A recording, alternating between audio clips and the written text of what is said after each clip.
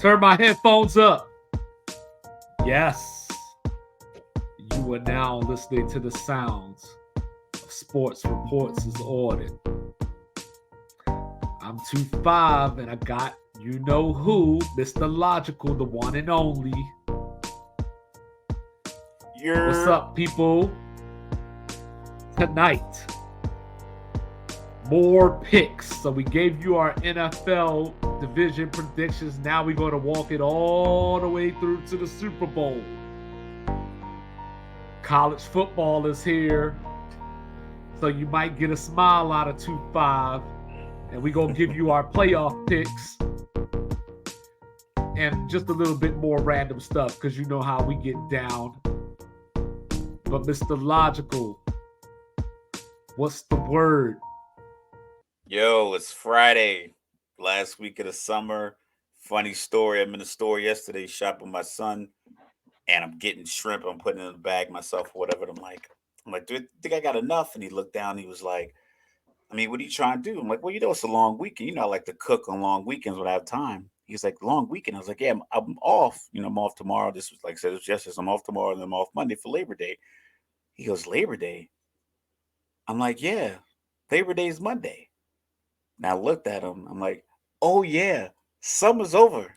School starts. He goes, it does. And he was still in his football pants from the game they played, but like it didn't register to him that school was starting, football was starting, like high school football. They played two games already, but like it didn't register to him that school started on Tuesday. Like he has a game Tuesday. We were talking about his game on Tuesday.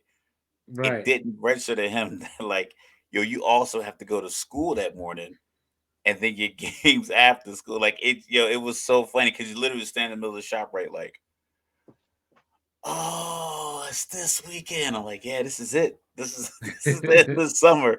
So it just made me chuckle because he just kind of moped for a second and he was like, it is the end of summer. And like, yeah. So end of summer coincides with the beginning of football. So we're all for it. Yeah, I mean, we've been waiting on this for months. People have been talking about the countdown since Kansas City hoisted the trophy in February. They were waiting on, or since Georgia, hoisted their trophy for national championship. People were waiting for football to come back. Preseason, kind of feels like football, but right now it feels like football. We get the iPad up with Georgia Tech and Louisville. That game's a good game. You're watching a different game on your TV. I mean, we got predicted. It's about to be real live here on the Sports Reports Order. So everybody that's tuning in with us this whole time, this is the part we've been waiting on. Yeah, like, review, subscribe. It's all free. It's stressed out. I'll be stressed out sometimes, because neither one of my boys, they're not into sports in that way. Like my 15-year-old plays basketball. He played some AAU last year. And then I realized that like AAU was becoming a big part of my budget. So, you know what I mean? So now he's doing track. And whereas my 8-year-old, like he want nothing to do with sports. Like, he just still Pokemon and so I was like, they be letting me down, because the wife be trying to get me to go out and stuff or like, and I'm like, can't one of y'all just watch the game with me so we could like tell her that we spend the time together or something? Like y'all seem like some nice people, but y'all just in my way right now. I got two tickets for the Falcons Jets game in December. And like my son, like they like hanging out with me, but it's like they're getting to the age where it's like they'll hang out if I really is like, hey, anybody want to go to the mall with me? They're like, Yeah. where we gonna eat? It's like it's not like what are you gonna get me? Because they know inevitably I'm gonna get something. But it's like, well, can we eat this? I'm like, all right, we'll stop here. We'll go out of the way to get food on the way to the Yeah. mall. But yeah, just being like I said, luckily I've had practices and stuff like that for years and games that I could gone to. So yeah, it's fun. It's a good time, man. I'm trying to figure out though. I'm confused on why Georgia Tech and Louisville are playing in the compressor right now. Because I feel You like mean the world famous Mercedes Benz Dome in Atlanta, Georgia? Because yeah, the it's the compressor. first week of the year. Like I don't know, just it's just odd because it's a conference game. You know what I mean? Like if they were playing somebody out of conference, then I get it. Like if they were playing like USC or something like that, or Michigan, I get it. But they're playing a conference opponent, so like it's just kind of weird. That's all. Like Maybe you gave up a ESPN whole. just was like, you give up the home environment. Well, Georgia Tech is not that far from. I mean, No, it's like yeah, 10, 15 minutes, But speaking of the ACC, SMU, Cal, Stanford, it's official. makes no sense. Still, It's none of it makes official. any sense. Well, that's the thing. It don't have to make sense. It makes dollars. You know what I mean? Because like I guess Yeah, you nailed that. ESPN told the ACC, hey, there's an extra 72 million here waiting, if you accept these schools into your conference. And the funny part about that is, last week on 2-5 Daily, I made a video talking about how NC State was going to have to flip their vote so that these schools could get in. And why? Because I think that like they learned or they thought about it, and you got Oklahoma going to the SEC next year. But what about Oklahoma State? You know what I mean? Like A&M left the Big 12, but left Texas behind. So NC State, I think, had to look in the mirror and say, we're not UNC. Like North Carolina could leave us high and dry at any moment and not bring, and they might want to bring Duke with them instead of us. So, yeah. Yeah, so it's an extra 72 million, but depending on what you read, SMU is not going to take any TV money for the first 7 or 9 years. So it just depends on what report you read. They're not going to take any of the TV money. Cal and Stanford are going to take 30% for the first 8 years and go up to 50% year 9, and then 75% year 10, and then they'll get their full share after that. So it's a lot of stuff going on. It's a lot of stuff going on out here, Mr. Logical. A lot of stuff going on out here. That sounds like a terrible deal. But SMU, good news for SMU. I know a lot of y'all saw that 30 for 30, the Pony XS. It's legal now. So, like, come on, SMU, bring the death penalty days back. The crazy thing is, like, if you've seen that documentary, they were signing real contracts that which technically made it legal then, to the point where it's like, I remember the moment the guy said, you have to pay this guy, because if you don't pay him, he can sue us because he signed a real contract. And the guy was like, right. Who on earth gave him real contracts? I don't know what the rationale was behind it, but it's like, I think it was more of a, we can use it against you, like, piece of leverage. And then you realize that it's like Thanos with the stones. It's like, oh no, you can use it against you too. And then once people realize, like, oh, I can sue you if you don't pay me this 50 G's you promised me as an 18-year-old, and I don't even play for the team anymore. Yeah. Cut the check. I need Mr. Eric Dickerson, to cut some checks too. Hey, like listen, his grandma got that car. SMU's building up the facilities right now. Like they're coming to the ACC with a plan. I'm cheering for them. Like to see the little guy come on up. So Dallas TV market, maybe they can make a dent finally. We'll see what happens. As far as Cal and Stanford, woo, So, but is realignment over yet? Because now the American has to replace SMU. So like in Oregon State and Washington State, just sitting out here is the Tupac now. Bring on Bowling Green and Akron. So yeah, it's a lot going on out here in these college football streets. But anyway, today is one of the very first times in a long time that I didn't have a get it off my chest, because it's been a long week. It's been a busy week, but I am excited, to get this talk going on about the Super Bowl, and like just for the fact that we can even have a conversation about it is a great moment. Yeah, it's because, like I said, we waited for this moment for so long. Now, like I said, I'm watching this Georgia Tech Louisville game. I'm loving I'm in the sports.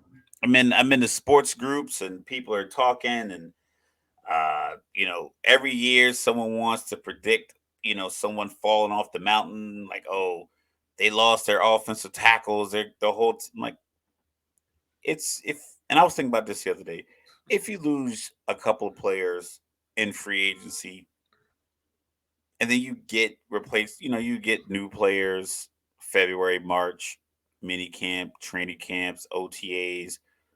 These guys are football. They're the best, 1,400 people at their position at this job in the country.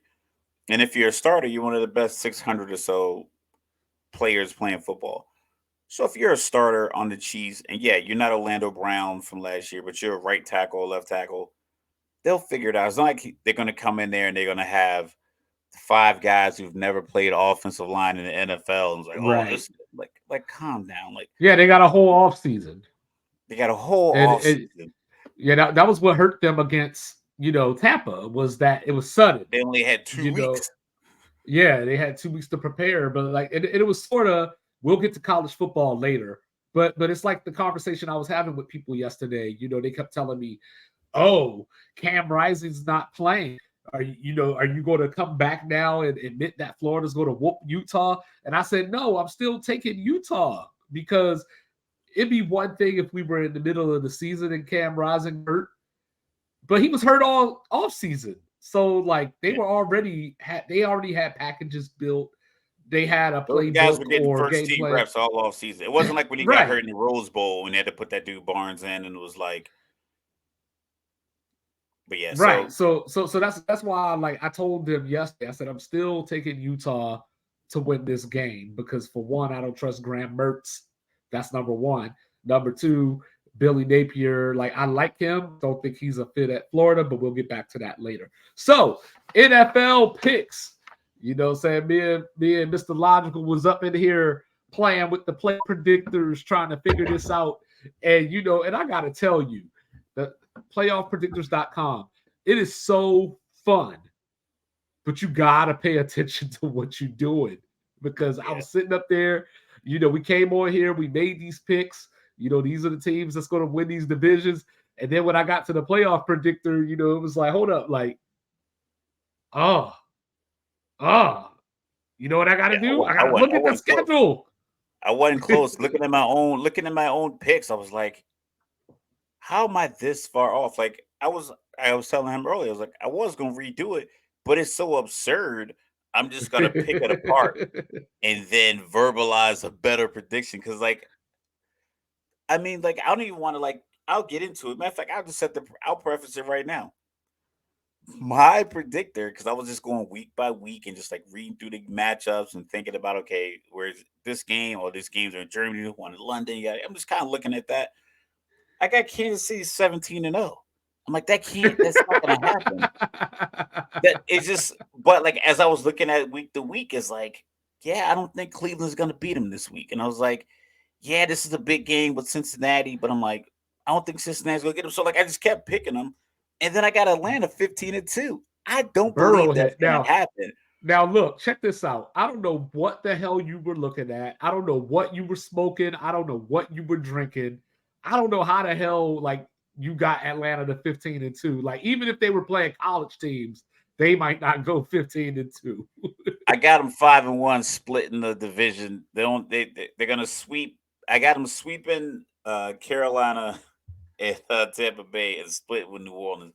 New Orleans wins their home game. Atlanta wins their home game. Of course, the House of Horrors. But I looked at. I mean, if you look at the schedule, you look at the matchups. They're playing. Like we talked about this before, they're playing teams with a first or second year quarterback or an unproven guy in Baker Mayfield, or guys on the outskirts like Baker Mayfield. So it's there's realistically, if they don't turn the ball over and they can get to 21 to 24 points with the way they run the ball, you can eat up the clock. Now, if Arthur Smith gets out there and tries to be something that he's not, and as a play caller, and he's out there trying to call Andy Reid, then Ritter's probably gonna throw, Well, one of those games. I'm wondering about now, because I know you were big about we got Jordan Love, and and I'm like, I don't know, Jordan Love might beat him. Listen, every quarterback that's been on the team 2 or 3 years looks good in the preseason because they're only playing against man, cover two, cover three. Hardly Protect any your quarterback. blitzes. They're literally Yeah. just standing there. They're basically throwing routes against air when you're that advanced, especially if you're a second year guy and you're playing against the second string. If you're like a third year guy who sat behind, like, oh, You got if to you are protect your quarterback. if you are a second or third year player and you're sitting behind Aaron Rodgers or you're sitting behind, like right now, if you're a guy behind Josh Allen who has talent, or how Jalen Hurts sat behind Carson Wentz. Jalen Hurts is a talented quarterback, the starter. Carson Wentz did have his ups and downs, but if you think about it, he was a talented guy. He was leading MVP running before he tore his ACL with the Eagles. I think he went 27 touchdowns and 7 picks with the Colts the year before he went to Washington. This is So you got a correct. guy like Jalen who sits behind him. Yeah, Jalen looked great on the preseason game against second. So Jordan Love sitting behind Aaron Rodgers for a couple of years is like, yeah, that looks good, but I can't see it translating to the season. But I'm just hating. Yeah, I was looking at this, and so the thing about making predictions is that if you're somebody like me, you try to live, breathe, and eat this stuff. And last year, I was one of the people that went out there and picked Buffalo to go to the Super Bowl. And so as I was going through this exercise, I was like, come on, man. Like, am I really going to end up with Buffalo in the Super Bowl? And it was like one of those things where like, I can't be mad at it because they are good enough to get to the Super Bowl, but am I trying to overcorrect for what happened last year? And if I don't put them in the Super Bowl, am I punishing them because of what happened last year? And we were talking about this, like, is Buffalo a disappointment? Is the window shutting on Buffalo? Because like obviously Kansas City is their kryptonite, but then Cincinnati came in there and slapped them around last year too. Stephon Diggs upset about everything. Does he want to stay? Does he want to go? So like there's a lot going on in Buffalo, a lot of turmoil that may not be a big deal, but like right now, but once we get later into the season, depending on how it's playing out, could some of those things like rear themselves back into the public eye? If So, you so win, Buffalo's if you tough for win, you'll me. be fine. If you You win, win, you're you're fine. fine. But Buffalo's Loss, tough, man, you because you, you lose a couple games and then it'll start coming out. so the first time I did it, I had with Buffalo and Philly, and then there was a time where I almost ended up with Buffalo and Dallas, but so all in all, I think I like where I ended up, but the Ravens are just so hard for me because, like, I picked them to win a division. They got Odell Beckham. I like Zay Flowers. Lamar is back. Can Lamar stay healthy? Because in my early iterations of this, I had Buffalo and Baltimore in the AFC Championship game. But then as I peeled it back, I still like Baltimore to win the division, but I'll just go through it. So in the AFC, um, my division champions, Buffalo, Tennessee, Baltimore, and Kansas City. And then my wild card, was the Jets, the Bengals, and the Chargers. So my three Wow. wild cards So you got Buffalo, Tennessee, Kansas City, and and then your wild Baltimore cards are who? are the Jets, the Bengals, and the Chargers. And I had Buffalo with home field advantage. So they got the first round bye. So you got Buffalo as your 1 seed. Yeah, Buffalo is the 1 seed. So then, like when I actually got to the playoffs, I had Kansas City, over the Chargers. I had the Bengals taking out Baltimore, and then the Jets take out Tennessee. Was how I ended up. So then I ended up with the AFC Championship game Oh, the divisional of round. Oh, I'm sorry. Yeah. I'm sorry. Yeah, the divisional round. I had Cincinnati over Kansas City, and then I had Buffalo over the Jets. Ended up with Buffalo and Cincinnati in my AFC Championship game. And then I got really confused because, like I said, I was in that moment where I'm like, am I picking Buffalo because of last year? Am I picking against Buffalo because of last year? So I ended up just picking Cincinnati. So I picked Cincinnati to get to the Super Bowl out of the AFC. That was my first. I just stuck with it because they say trust your gut, don't change your answer or whatever. So I just stayed with Cincinnati. And then in the NFC, my division champions are Philly, Atlanta, Detroit, and Seattle. My wild card is San Francisco, Minnesota, and Dallas. And I really struggled because I tried to find a path for the Giants to get to the playoffs, and I just couldn't find it. And then, Philly's your number one seed, I imagine. Yeah. Philly's my number one seed. Yep. So I ended up with Minnesota over Seattle, San Francisco over Detroit, and then Dallas over Atlanta. So you got all three road teams winning in the wild card round. Because experience is this big is to me. This is why the predictor is ridiculous, because it's like, I know. I don't know if that happens a lot, but if you look at it like Dallas beat Atlanta, but it's the experience though. Like, you know what I mean? Like, because if Desmond Ridder gets to the playoffs, I don't know how he's going to react in the moment. Detroit is Detroit, so even if they get there, it's baby steps. And then we go on against San Francisco if my prediction holds true. And Jared Goff is going to have a nightmare of a day against them. And then Minnesota and Seattle, it boils back down to experience. You know what I mean? Like, I just don't know if I could trust Geno Smith in a playoff game. So it's just the way it ended up. So then I ended up with Philly over Minnesota, Dallas finally beating San Francisco. And then in the NFC Championship game, I ended up with Philly over Dallas. So I got Philly and Cincinnati, with Philly as the Super Bowl champion. Philly, Dallas, Philly, Cincy. Philly wins it all. So, couple of things, and this is like just a couple of things. I think there's I don't know if Patrick Mahomes has kind of changed this stat, but it was, if the quarterback is getting, as an individual, like 10% of your salary cap, like, that team doesn't make it or win the Super Bowl.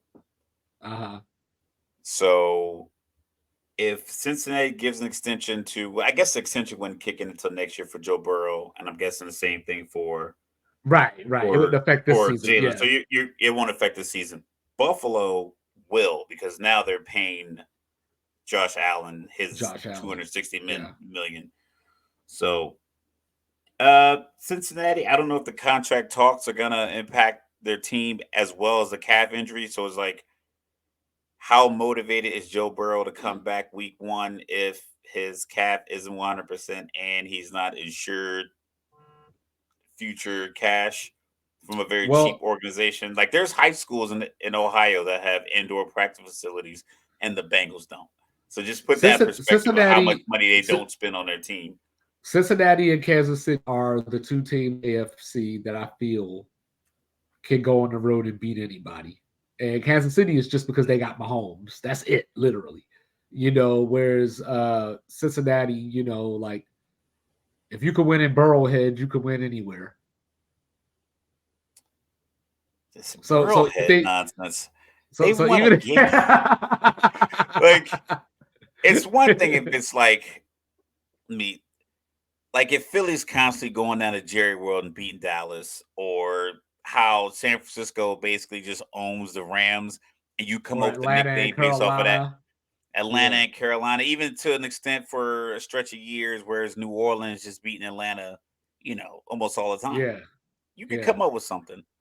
But when you're Cincinnati and you just got good, like you gotta keep in mind, Joe Burrow was the number one pick when you had Andy Dalton at quarterback, who was at some point in your previous tenure a Pro Bowl quarterback. So it wasn't like you had a terrible quarterback and then went like I think they went like 2-15 or something, and that's how they ended up with the number one pick. Is like Yeah. you just got good, and his first year he missed because you guys never fixed your offensive line and he got his ACL torn, which I mean, it could have happened any kind of way, but Well, I just think that with his attitude, his team will always believe. Like he just kind of has that Tom Brady. nonchalant, yeah, like you know what I mean? Like, guys, we're gonna do this. And everybody's like, for sure. Like if Josh Allen was like, if they were going into Arrowhead and Josh Allen was like, guys, we're gonna win today. Like Stephon Diggs would be in the corner, like, Now, yeah, if you don't throw throw me me the the ball, fucking ball. Yeah, like you know what I mean?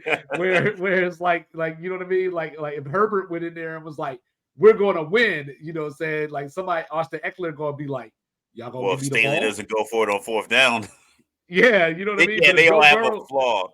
yeah, Joe but if Burrow's Joe like, yeah, we Burrow's got like, this. we're gonna go into here and we're gonna win, not only does he have the credibility just because he's Joe Burrow, but he's also done it before. He's went into Arrowhead and won. So, and last year, I mean, they were, neck and neck with the Chiefs. So, like, I think Cincinnati believes that they're the best team in the AFC. Like, But does it they believe fade? that. Because like right now, Yeah. are we getting predictor fatigue? Because essentially I want to say every pundit, any pundit that doesn't go with Kansas City, Buffalo, or Cincinnati, or any combination of the three in the AFC Championship game is going to be like over analyzed and like, yo, really, you don't have Cincinnati. Like if Right. someone for whatever reason has Baltimore, Chargers Miami, and the AFC Jets.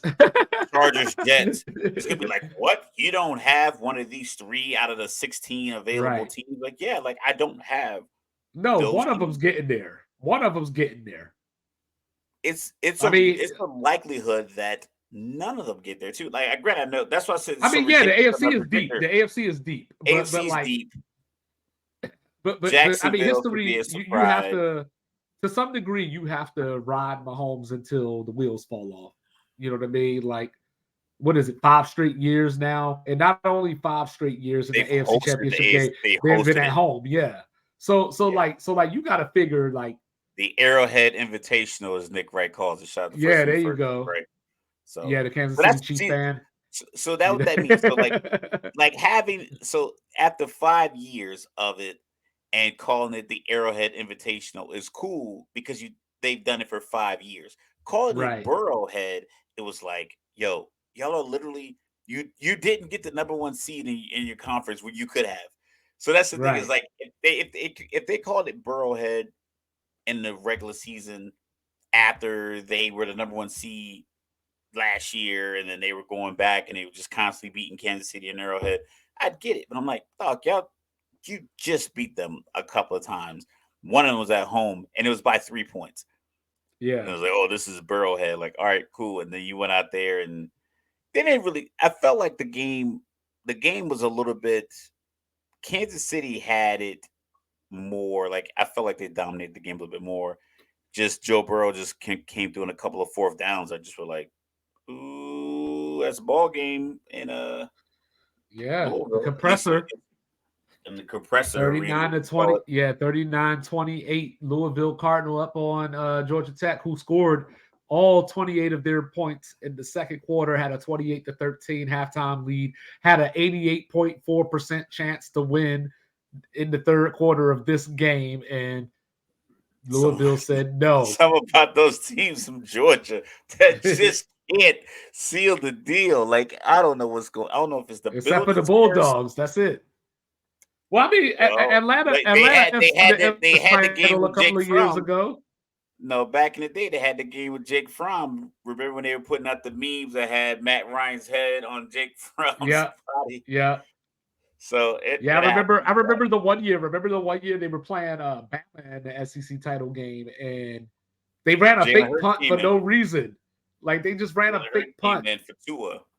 and they put Justin Fields like they had him lined up like as the punter or something, and like snapped him the ball. And it was like, okay, where's this going to go? You do that week 2 against Middle Tennessee State. You don't do that against Alabama. Yeah, Middle Tennessee State, by the way, play Bama tomorrow. But yeah, so how'd your matchups work out? Yeah, my matchups are ridiculous. They don't match they don't match what I predicted. Even though I looked like when I looked through the schedule, I looked at it just for some reason I understand that the NFL is more of a it's more balanced than I think my picks are. Whereas Right. like we talk about the point spread. I just have a feeling there's going to be a few teams, a few really bad teams this year. I think, like for instance, I'll start from the bottom. Just that general range. I Right. got the Denver and Las Vegas winning 5 and 4 games respectfully. Uh, I don't. I guess I have no love for Tampa Bay because I got them 1-16. But like I said, I just was Yeah. thinking like week to week, Yeah, I had Tampa like 3-14. uh Carolina, I got them losing. So like I think my predictor is really bad. I got uh Arizona. So like just looking at my predictor and not really like thinking like in depth when I was like making these picks, Right. just kind of filling it out. I ended up with, like I said, with a lot of bad teams. I got Houston only 3 wins, Indianapolis only has 5. But my division winners, NFC, I got or AFC, I have Kansas City, Pittsburgh, Miami,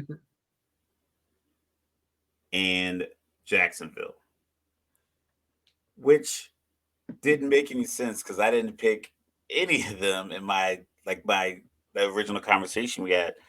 Well, I think you And like picked just Jacksonville. yeah, Jacksonville. I And think Jacksonville's yeah. like the given. I got the AFC North by far. I think is going to be the best division. I have 3 of those teams with double digit wins. Uh, so like look at my So you actual must got Cleveland like 5-12 or something. I got Cleveland at 9-7. I just have like a bunch of AFC teams, like Denver's going to give away a bunch of wins. uh The Raiders are going to give up a bunch of wins. Yeah, Denver is I the got hardest. Buffalo at 9-8, Denver and I got the Miami Jets are the at 8 and hardest 9. teams for me. Yeah, Denver and Miami are the hardest teams for me. Yeah, I got Miami going 10-7. So as it sits right now, let me write it out. So number 1 seed, I got Kansas City. My 2 seed is Pittsburgh. I'm gonna leave it just in case no might happen. Pittsburgh. 3 is Miami. 4 is Jacksonville. And my wild card, 5 is the Chargers. Then Touchdown Yellow Jackets. Cincinnati, Uh-huh. too late. Cincinnati and 7 seed Baltimore. So as it Okay. sits, so that's 2 versus 6. That's 4 versus 5. Pittsburgh. Yeah, Pittsburgh versus Cincinnati. Well, yeah, it'd be 2-7. Yeah. Yeah. Oh, 2-7. Also, yeah, that's Baltimore. Then 3-5. That's 3 and Miami. 6. 3-6. Yeah, Yeah, 3 and Cincinnati. 6, and then 4 and 5. Yeah. And then Jacksonville and the Chargers rematch. Jacksonville winning that game. Cincinnati beating the Chargers. No love. Neither one of us got the love for Justin Herbert. Or Miami. What the hell? I keep messing this up. 3-5. So Miami. I got Miami beating the Chargers. And Baltimore beating Cincinnati. Yeah, it's funny because Miami and the Chargers play week 1. So then we'll go to NFC before I get to the rest of the AFC. Oh, I'll finish the AFC playoffs out. So that gives me Miami, Cincinnati, Jacksonville, Kansas City. So 1 versus The lowest 6. seed. Yeah. So Kansas City beating Cincinnati again. And then Miami, Jacksonville. I'm going to take Jacksonville in that. So Jacksonville Oh, makes that's a AFC good game. championship. And then That's a good Kansas game. I City like that. winning the AFC championship, which is Yeah, it's naturally. yeah, it's ridiculous. It's ridiculous. Yeah, And Nick if I Wright would made be this so proud bet, of it's you probably right now. be $1 million if I made this bet. So if I go NFC, if I just look at the NFC, my little column here. Like All I right, said, my Georgia number 1 Tech setting team. up for the onside kick, y'all. 39-34 with 1:07 left. All right, I'm behind you. They haven't kicked it yet, so I'm a little behind you. Well, So number yeah, 1 they still have it. Yeah, go ahead. Then I got number 2 is San Francisco. 3 is Philly. 4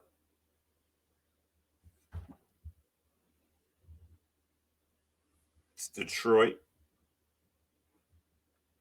5, 6, and 7. 5 is Dallas. 6 is New Orleans. 7, Seattle. So 2 from the South. Yeah, because you're All gonna right, get Derek Carr. you're gonna get these. It's just it's gonna be tough. It's gonna be tough. Like it's make this right. Well, I was actually listening to The Ringer earlier, and they had one of the guys had 2 from the South, but he had Atlanta and Carolina. I don't know how you get Carolina with the rookie quarterback and no weapons. And that offensive line. Like even with a solid offensive line, is like I you're mean, not don't going get to me win wrong. games 14-13. You Don't get need me you wrong. need I like Bryce Young, so I would like to see it, but I don't see it. Oh yeah, I don't see All it right, either. onside kick. And looks like Louisville recovers the onside kick. So take some knees, wrap this up, and get ready for Murray State, the juggernaut Murray State Racers.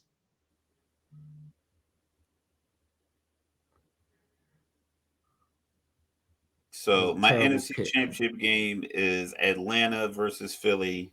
Atlanta winning. And Oh my then goodness. just because I'm a fan, I got Atlanta winning the Super Bowl. Yeah. If that happens, I'm going with it. I'm if leaning. we get Atlanta and Philly in the NFC Championship game and Atlanta wins, I will wear a Desmond Ritter jersey. It's not going to be any room on the bandwagon for the No, second I'm not year. gonna. It's not gonna be a If the bandwagon. team, I'm just gonna. he gives you as a punishment. I'm just gonna have to give him some props. You know what I'm saying? Like, I might have to get another 5 Drake London jerseys because my son wears 5 now for his high school football. So I might have to just get the 5. That way, I'm wearing the 5 to the games. So what teams? So what teams were the hardest for you? Like the teams that didn't make the playoffs. Like which ones were the hardest ones for you? I have my difficulty comes down to I think I'm looking a little bit too much into what their season outside of the white lines is going to look like. Are the Rams going to have all of their players? Are they going to just abandon the Super Bowl team and Is trade McVay as going to much as quit they can? halfway during the season? Is McVay so it's at the trade deadline for a lot of teams that have granted it's ridiculous to have this many teams with single digit wins. It's like I don't think there's going to be this many teams with this many losses. But like Carolina, Tampa Bay, I just think Carolina they don't have any weapons that makes a team say we need to do XYZ defensively versus we need to line up and just play defense, keep this 5'9" quarterback in the pocket. And because there's, like I said, there's no weapons on the outside. The running game threat isn't that is loses this luster when there's no one to get the ball out to. Even if you want to get it out quick, he's too small to just drop back and let it fly. Like Josh Allen at 6'5" can seal the line. Aaron Yeah, not Rodgers, six and a everybody. half, 6'3", can kind of see it quickly. You got Bryce Young, man. Realistically, he's probably 5'10" and a half. Yeah, not everybody could be Dan Marino, right? They just kind of come out the gate. Yeah, you got to It be just Dan be it, Marino's it be the size. goat. You can't be the You got to goat, be right? big. You got to be big. You know what I mean? Shout out to Dan you Marino. know, yeah, I for me it was Denver. Denver was the hard team for me because we talk about it all the time. Not a big Sean Payton guy like everybody else, but anything over Hackett has to be an upgrade. And they were in so many games last year that if they would have just scored another touchdown, they're probably sitting at 10-7, 11-6, and I they're just in the don't believe in playoffs. Sean. I just don't believe Sean Payton's impact is, like I said, a lot of my decision wasn't always made on X's and O's. A lot of it is based off of, like, I don't know, I just think the ego that he's already shown. It's like I'm not even like being, whatever about it. He literally said in an interview on the record, "Oh yeah, everything last year was terrible. The coach that was here last year did the worst job." Even though that same coach was the head coach of the team that had a really good defense, and they Right. moved a couple of those pieces. So it's like having that level of arrogance, I think is already probably rubbed people the wrong way. Because he talked about the GM too. It was like Yeah. everybody involved here before me was terrible. I'm going to be the one that The, keeps all this together, and I think he knows that because he has so much money in his contract that he's like, listen, I can say whatever I want, and if you fire me, got that new money. well, I'm well, not going to get I another job. well, that was my thinking too, was that their defense isn't going to be as good as it was last year. So, like, for what improvement their offense makes, their defense might take that much of a step back as well. For Miami, it was just more like I can't project health, but it's like, where's Tua? How's this season going to pan out? Is he going to be there for the whole season? And Miami just seems like Mike McDaniel. He has that Shanahan syndrome where he gets in his own way, tries to get too cute at moments, or just loses focus a lot because he's uber focused on something else. And when I looked at the Rams, I was like, well, are they going to trade Cooper Cup? At the midseason deadline, like, is it I time? think Like, they're gonna purge that team. yeah, that's what I'm thinking. Yeah, Matthew you know, Stafford elbow's gonna flare up. He's gonna be done. Not like I'm not trying to wish injury. I'm just saying, just like right, right, right, right, a right, year where if Philip Rivers played in the AFC Championship game with no ACL, just the right. biggest knee brace I've ever seen on a quarterback. Because winning that game meant we're in the Super Bowl. right. Matthew Stafford wakes up Tuesday morning and they're 1-6, and that elbow is stinging. Is he want to go? Does he want to get treatment to come back at with the potential of being 2-7 the following Monday morning? I mean, Yeah, like does that, because I'm pretty sure winning does, or what you have on the line will drive you to play. And it's going to be some teams where, like Tampa Bay, after a few weeks of you just being mediocre, it's like, okay, so what's the point of keeping Todd Bowles and Baker Mayfield? Neither right. one of you are going to do us any good. Houston, they can lose some games, but they have young pieces. Mhm. Um, Carolina, same thing, young pieces. Like, I'm trying to think, like the Raiders. The Raiders, I'm like, what's the point? I mean, I won't say what's the point because I know they're going to play, but Right, I right, know right, Mark right. Davis loves Josh McDaniels, but are you going to get to the realization that Josh McDaniels is not a good head coach? When does that happen? And do you bench Jimmy Garoppolo? Or does Jimmy Garoppolo's foot, do you risk it to go back out in the field and potentially be 3-6 after this game because you're 2-6 now? So it's all those kind of decisions, and that's what I kind of base it off of. Same thing with Russell Wilson and Sean Payton. Yeah, Can and you bench, are you benching Russell Wilson, someone who's getting paid 260 million, $255 that you gave up 5 picks for, because you're I getting don't. 25? So I don't think Hackett could do that, but Peyton has the cachet to do that. Whether he will or not is a whole different question. But Yeah, listen, if I'm um, the owner, I'm Condoleezza Rice, and I'm part of that ownership group, and I'm paying you 20 something million, and I'm paying this other guy 40. Y'all better make music. It ain't his fault. It ain't your fault. But this $65 million that I'm shelling out this year, I need I need a win for every $5 million I'm shelling out. So I yeah, need 13 wins. Because I mean that's what you expect when you put that much money on the line. So it can't be a situation where he's just like, oh, I'm going with what backup you're gonna go with. And if the backup isn't, if you don't have a backup that's definitively better than your starter, and your starter's making that much money, you can't bench them.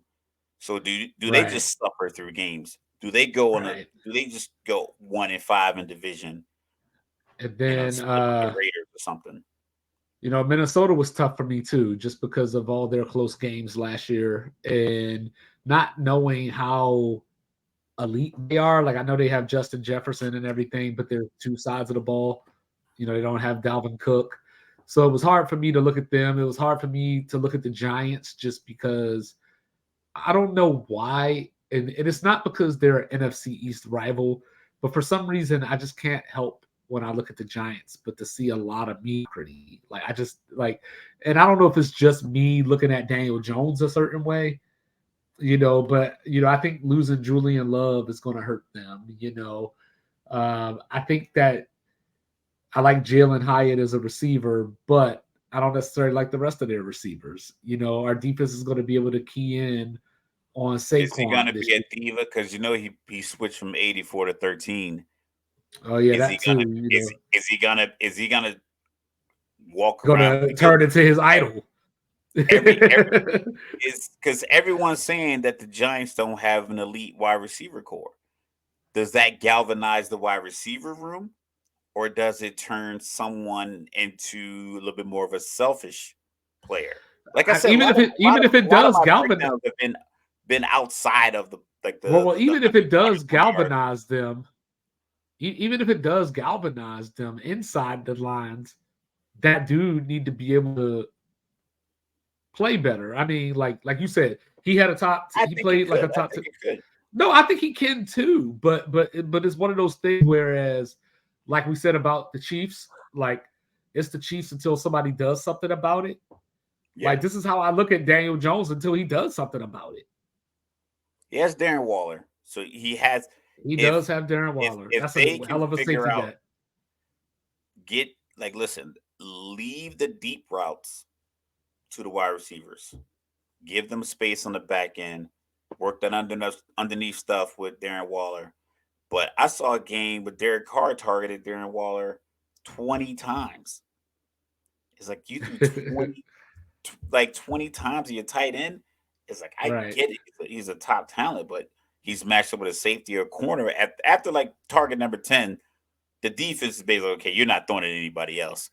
Right. We are just gonna bracket this guy. And does that frustrate a guy who, wide receivers are known to be divas because they need the And ball. They need the ball to shine. They need those yards, and it's not. It's the team doesn't really need them to get the ball. They need the ball as individuals. The team needs anyone to catch the ball that's open. You can have 6 wide receivers that all have 700 yards receiving, and none of them get their 1,000-yard bonus, and you can have a great season. right. As the individual player, you're like, I need 1,000 yards for this XYZ bonus. So I need 1,000 yards to get this signature shoe. I need 1,000 yards or this many touchdowns to get, this X amount of highlights to go viral, whatever the case may be. But if you're a team like, I got 7 wide receivers, I got 700 yards receiving, I'm good to go. I'm good with that. I'm good with Right. that because I'm moving the ball. So, And that's I a lot of my thinking was the things outside of the 120-yard rectangle that they play football in. Well, finally, I hate teams like Pittsburgh. Those teams that are right in the middle, because I felt like, I don't know, like you ended up with them as like the 2 seed, but like when I was going through it, it was like I felt like I was picking them to win games that they shouldn't win, and I was picking them to lose games that they shouldn't lose. But it's because they're I young, was the like you know what I mean. And it's same because, boat. so it was like, okay, I got you beating San Francisco, you know what I mean, but you lose to the Rams though. Like, you know what I mean? Like, it's just one of those things where like you're a young team and week to week, Kenny Pickett, like he's still in that zone where he's getting better. I think he's going to be a really good quarterback, but he's still in that zone where he's ascending. So there's going to be like downfalls as well. There's going to be games But does he you play shake your like head. does he play like a 6-year guy? Because that's his 6th year playing in that stadium. So that environment, the weather, the wind, the sunlight, whatever, Right. all the elements that are involved with playing in Pittsburgh, like I know the locker room, I know the building, I know the people before I Right. got here. So is his 2nd year more like a 3rd-year vet? Is he, Right. because he looked really comfortable. I mean, if you look at some of his highlights, like granted they weren't big, but toward the latter part of the year, they looked really comfortable. They got TJ Watt back. They won some games. And you mentioned the stat last week of like when he's on the, I think they were what 8-2 with them and Yeah, it one was and something seven crazy. without They him. 1-10 without him. Yeah. Yeah, so it's Like, like he basically takes away half the field, like the way like an old cornerback would. and Uh but the one thing that I do know is that as long as they have Mike Tomlin, they'll be all right. And Mike Stability. we trust. Yeah, I saw something today that they took Terry Bradshaw, the 5th pick or something like that, and they haven't had a top 5 pick in 53 years. that's Like that's crazy. how good of a, think about how many times Arizona's drafted. They're gonna draft number one for Kyler Murray the past a few years ago. They're gonna probably be number one or number two again this next coming season. I think the year they had Matt Leinart, they were top 10. They drafted Josh Rosen, they were like top 10. So they're just always in the top 10. And the Always around Steelers are there. like Yeah, always around there. Carolina's always up there. Atlanta has a bad run to be up there. Detroit's always up there. Cincinnati had a run where they're just, after the Andy Dalton years or before the Andy Dalton years, or like in between the Carson, but they would be up there always drafting. Hence how they got Carson Palmer because he was the number one overall pick. So it was like Heisman yeah, Trophy winner. So it seems like it happens a lot for these other teams with the stability that they have in the organization. I think Steelers have had 3 coaches in the last 50 years. yep. Chuck Knox, or Chuck Noll, Chuck Noll, Bill Cowher, Bill and Mike Cowher, Mike Tomlin. Tomlin. How So, many coaches has Baker Mayfield had? whew, Right, like in Cleveland, he had 3, 3. 4, Yeah, 4. Was it 4? Yeah, Hugh Jackson. Then Stefanski. Stefanski. What was the other guy they had in the middle that was There was terrible? somebody in between. Kitchens. Yeah, Kitchens. Freddie Uh, Kitchens. Yeah, Freddie Kitchens. So yeah. then Stefanski, and then he goes to Carolina. There was Sean 2 coaches McVay. there. Sean McVay and LA, and now he's down to Todd Bowles. And inevitably, we're predicting there's going to be another coach. So one, two, Right. three, four, five, six, That's seven, like eight. 7, So yeah, 8. we're Wow. predicting that he's going to be on 8 head coaches, whereas Yeah. Steelers organization. I mean, granted, he moved around, but yeah, That's more coaches than for years he's in the league, right? yeah, legit. And it's You- like, but that's like the problem that a lot of teams have, and that's why it was hard to predict. Like everybody wants to pick Denver, and I get it, but you have to think about why is Sean Payton there? Sean Payton's not there because you know Dan Reeves coached up until last year and retired, and then Sean Payton moved up. He's there because they fired a guy after 11 games last year who had no idea what he was doing, who they hired because they thought they were going to get Aaron Rodgers, and they end up with Russell Wilson. So like they made poor decisions, hence why the team got sold. So they made poor yeah. decisions, and then that's how they end up with Sean Payton.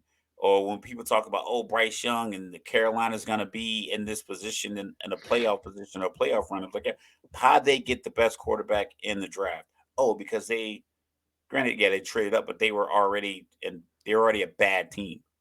I mean, like, so Houston, bad team. It's like, why did you need to trade up to get this quarterback? Because you were a bad Right. team. So all of a sudden you just get this one player after you give up assets, and then that translates to wins. So that's the part where I was trying to be like a little bit more realistic. Like Tennessee.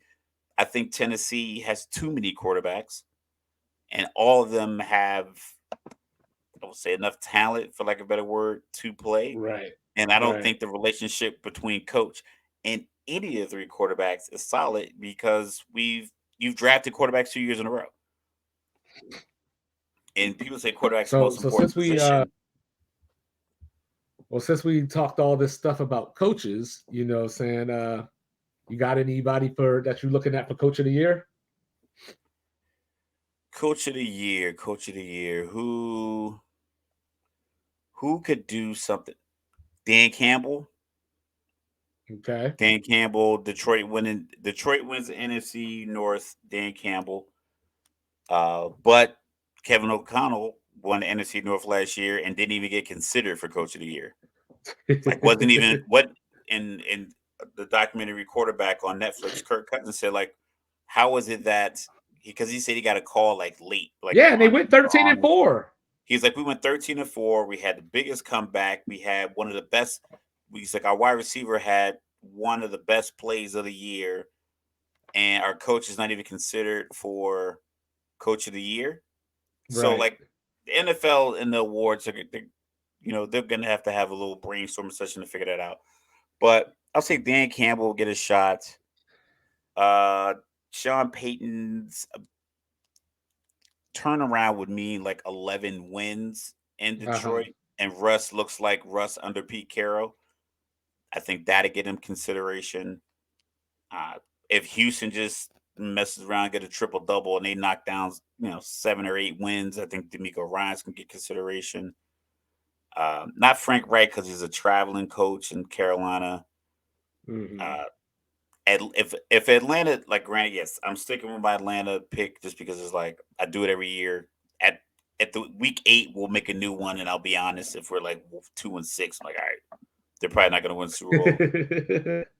But if Atlanta is running off 10, 11, 12 wins, winning NFC South, I think he'll get some consideration because he'll have a young quarterback, a team that Atlanta had a nice little run with Matt Ryan. Matt Ryan's first 5 or 6 years, they were averaging 10 wins a year, playoff appearances. Right. He won an MVP.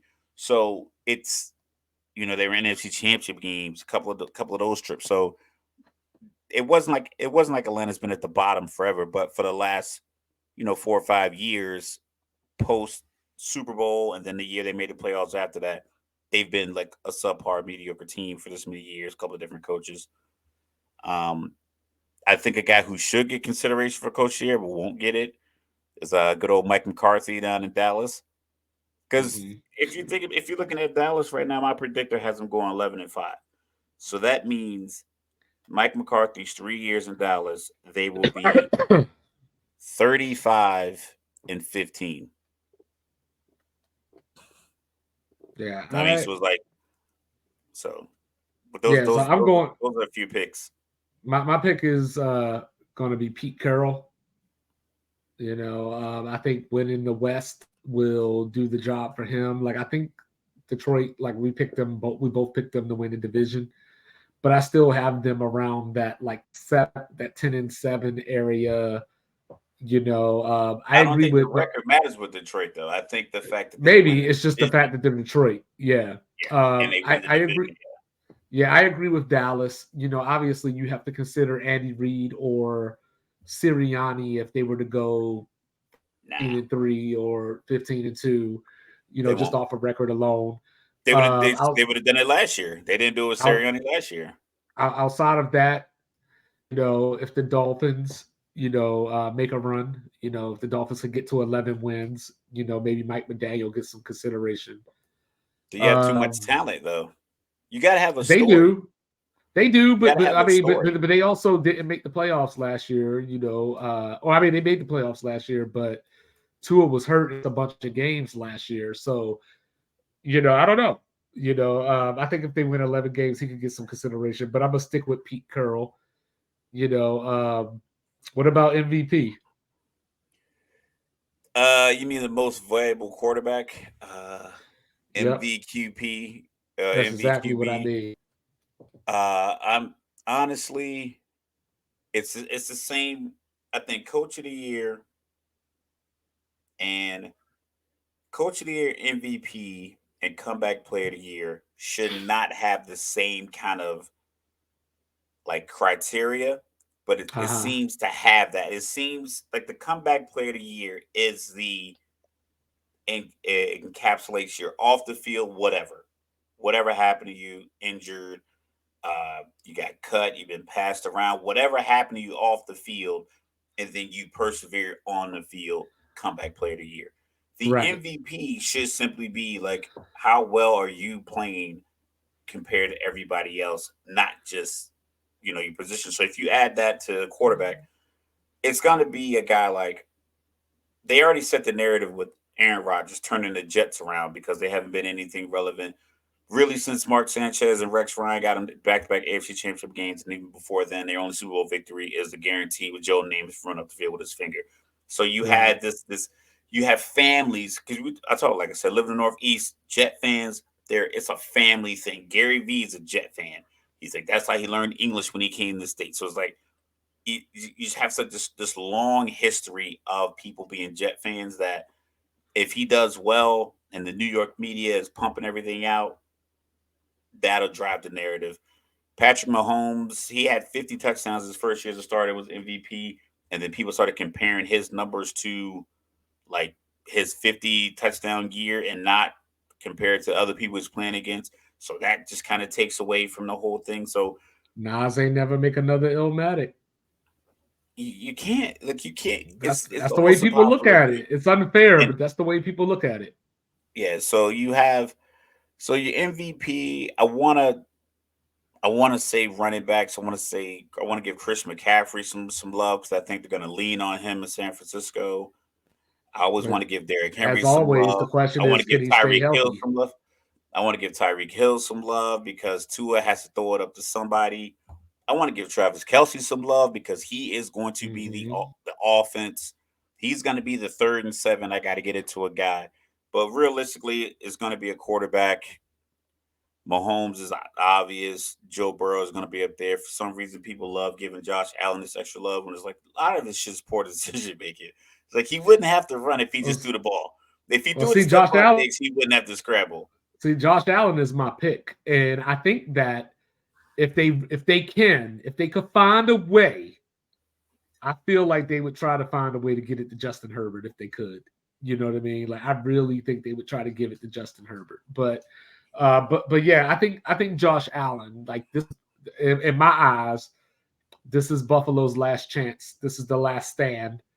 I didn't pick them to win the Super Bowl or anything, but I think this is just that season where they just come out and we talked What do his about it. Like, numbers have to be? What well, do his numbers have to be? You think for him to be MVP? Like, I would what say are the things passing. that they would I would use? say I would say for Josh Allen, if he had 42, 43 touchdown passes, with 8 or 9 rushing touchdowns, So you if he want him to was, get Heisman Trophy numbers? hey, I'm just saying, like when I look back at Cam Newton, if I remember correctly, I think he had 35 passing and 10 rushing. But Josh Allen, like you said, he's going up against Mahomes, he's going up against Burrow, so like it has to be something definitive, of this is why we're giving this person this MVP. And with the way that if they could do anything resembling running the ball, it makes his life easier to be able to play in that way. So like right now, I feel like he's just trying to do too much, and he already has built cachet because I mean he finished third in MVP this past season. So I mean he's Yeah. already on the radar. So I don't think that he needs to have a Mahomes MVP year like the 50 touchdown year that Mahomes had, but probably somewhere near it. All right, I'm You trying know, to find but an I article that has like the stats along with it. Right now, all I'm getting and is just then teams. so yeah, I'll keep going. And then I got B. John Robinson as the offensive rookie of the year. I think he's going to I like come that in and pick. be the. I think he's going to be the focal point of Atlanta's offense. So there's guys that I like Zach Charbonnet, but he's behind Kenneth Walker the third.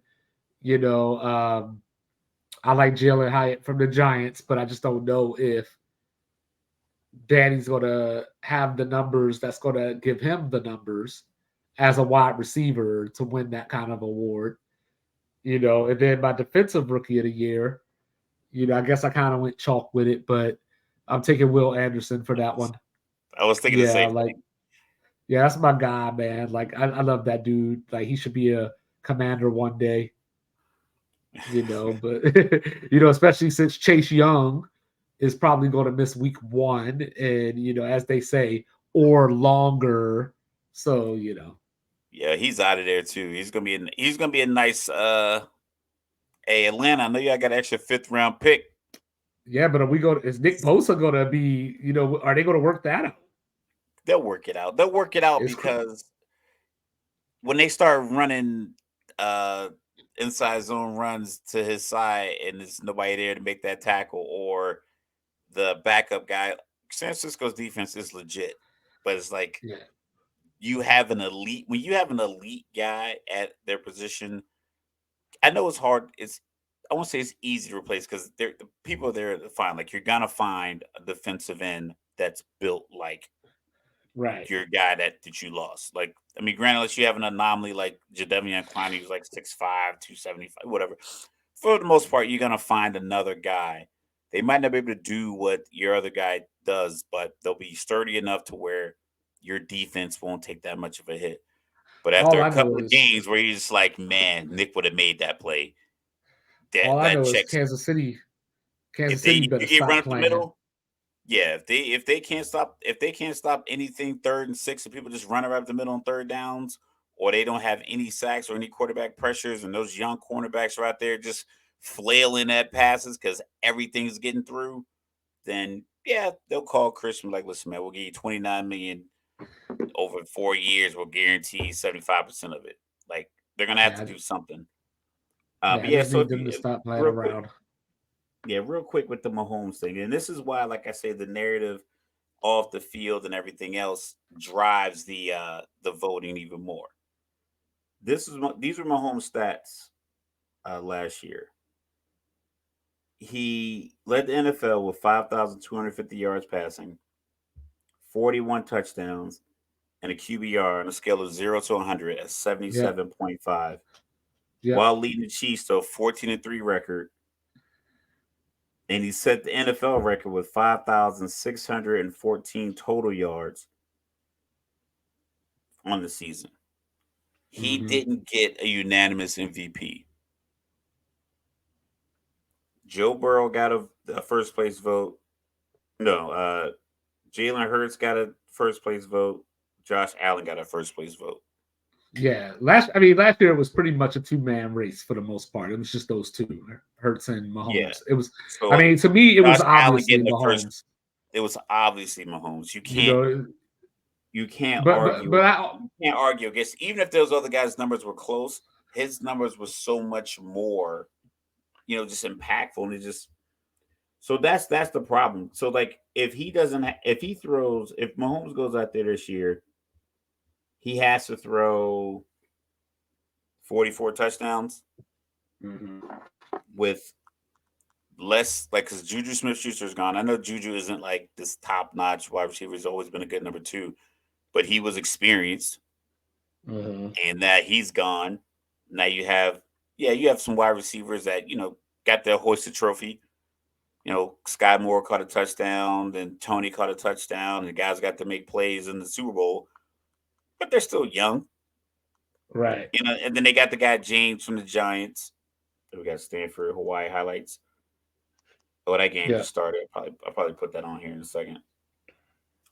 So, like, yeah, the MVP. I like your defensive. I like your offensive rookie of the year pick, B. John Robinson. I think people are going a little nuts with some of the hyperbolic stretches that they're going with. It's like I get it. He's going to be good. Atlanta was good at running the ball last year, but the reason Atlanta was good at running the ball last year is because they couldn't throw the ball a lot because Marcus Mariota was not. He's not a slice and dice quarterback. He is a Right. dink and dunk quarterback. He is. That's why. That's why I think he. I think he's smart because he's going to teams like he went to the Raiders to because that was his shot. Go play behind Derek Carr. Derek Carr's he threw some deep shots, but for the most part, a lot of Hunter Renfro, a lot of Darren Waller, a lot of shallow routes. Then he went to Atlanta, where he could be the man because they drafted a rookie. He's like, okay, I got a chance to start. I can beat out this rookie because I know what defenses do in AFC and NFC. Right. And then now he's in Philly, so it's like, okay, I can do what Jalen Hurts does. Maybe not to that level. He might not be as strong as Jalen. I know he's a little bigger. I think he's Marcus close to like 6'4", 6'5". But he's like, okay, I can do what Jalen does. So if Jalen does go down, you're not. If he goes to Kansas City, like Blaine Gabbert can't do what Patrick Mahomes does. Right. Blaine was better off probably trying to stay in Tampa Bay and winning that starting job. But Right. going trying to back up Mahomes, it's probably not a good. It's probably not a good opportunity for you. But I think Marcus took a shot, and he's in Philly.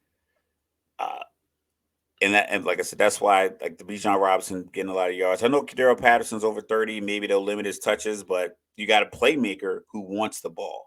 He may not want to be hurt, but he still is going to want the Hmm. ball. Defensive Rookie of Right. the Year, that's pretty easy pick. Will Anderson because D'Amico Ryans is going to probably put him in so many crazy positions to make different plays. A la what Aiden Hutchinson did when he made like the interception on Justin Fields. He was like 12 yards down the field at the end of the half or something crazy. So I think he has that kind of athleticism. So they'll put him in places where he'll probably get a pick six. He'll definitely get a forced fumble, scoop and score. So I think he'll have major impact, and you'll expect it. You'll expect him to do it, and then when he does it, you're like, see, that's why he's a rookie of the year. Hmm. Sometimes you get a number one pick like Jadeveon Clowney, and you expect him to do the things he did in college, and he does like good things. Like Jadeveon Clowney's had a good career. I think he just never had that highlight that he had against Michigan.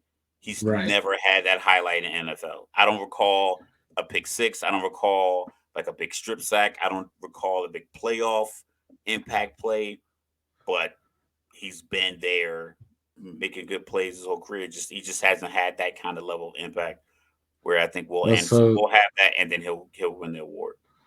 so you mean Michigan like national champion? Yo, out on the limb, you heard it You here know, first. what I'm saying? Like, I want to know, are you picking Georgia to do the unthinkable?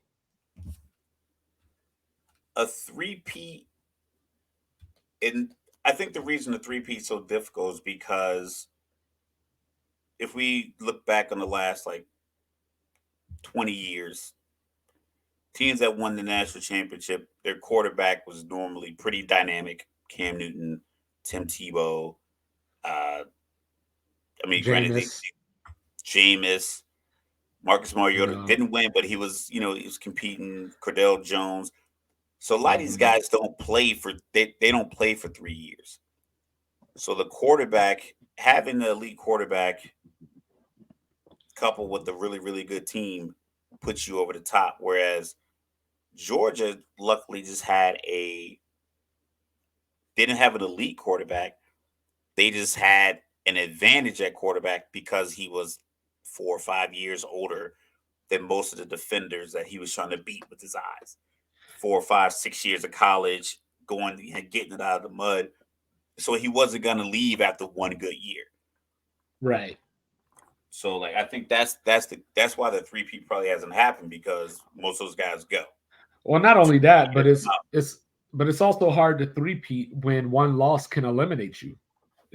Like so like a lot of times these teams like Trevor Lawrence and Deshaun Watson at Clemson, they were going, undefeated, so they just won all their games. Like it's sometimes like unless you're in the SEC, sometimes once you lose a game, it's hard for you to get back into the mix while we If only you're in the got four big teams.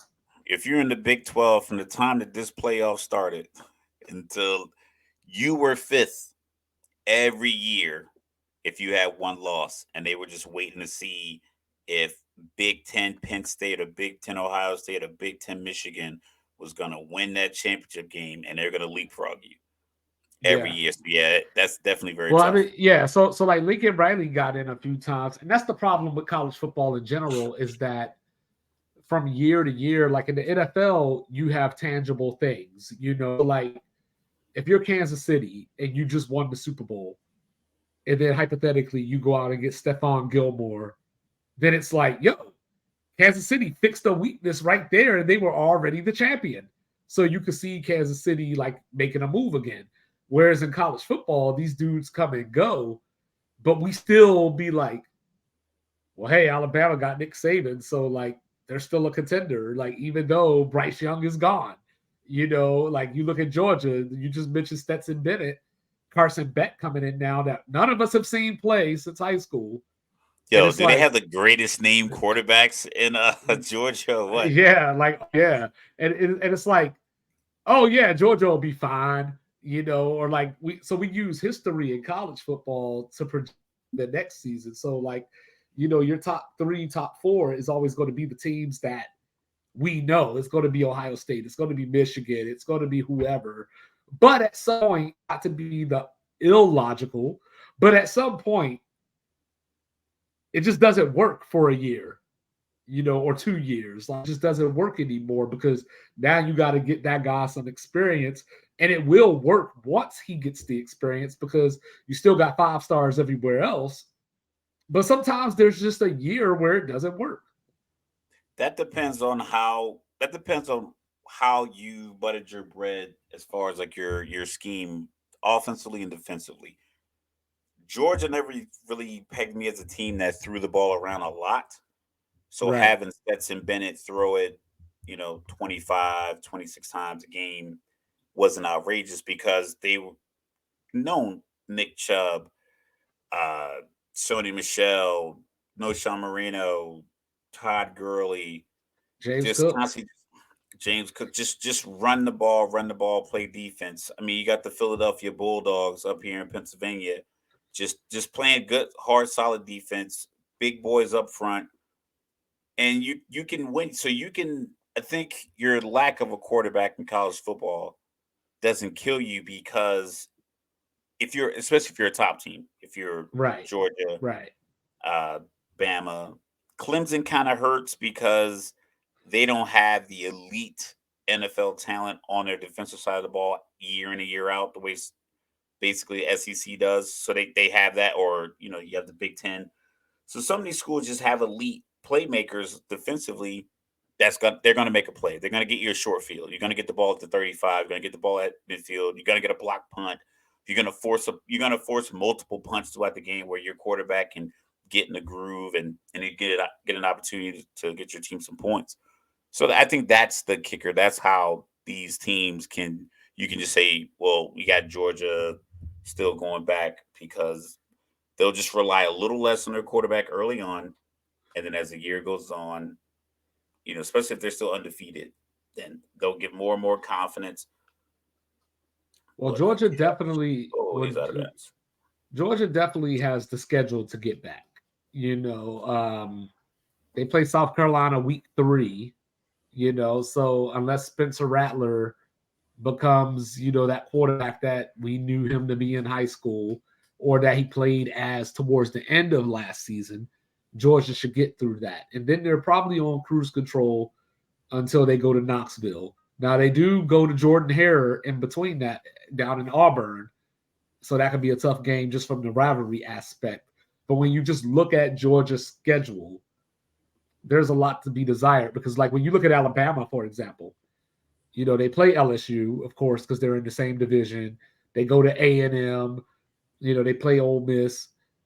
But then they also got Texas out of conference. Like LSU plays those teams, and they got Florida State this week. Like Georgia doesn't have that marquee out of conference matchup on top of being in the weaker division of the SEC. So they just have an easier path. So you mentioned Florida State, LSU. So because you have Michigan in your national championship, which I like getting the bottom line up front. We call it the bluff when you put in an email. The bottom line up Yeah, front. Just let me know. yeah, yeah. So throughout the year, so we're gonna pick out a handful of games that we're just gonna spitball here. So we got Duke Clemson on Monday. You think that could be a big game, and why? I think that Duke's coach, Mike Elko, he came in Texas A&M last year. He was Jimbo's defensive coordinator. He came in, won 9 games at Duke last year. They have a quarterback, Riley Leonard, that a lot of people I don't think are aware of because it's Duke. You Heard know, him. Somebody tried to call it out early so he can climb up the draft board, but that's the name that I heard recently after yeah, Drake made.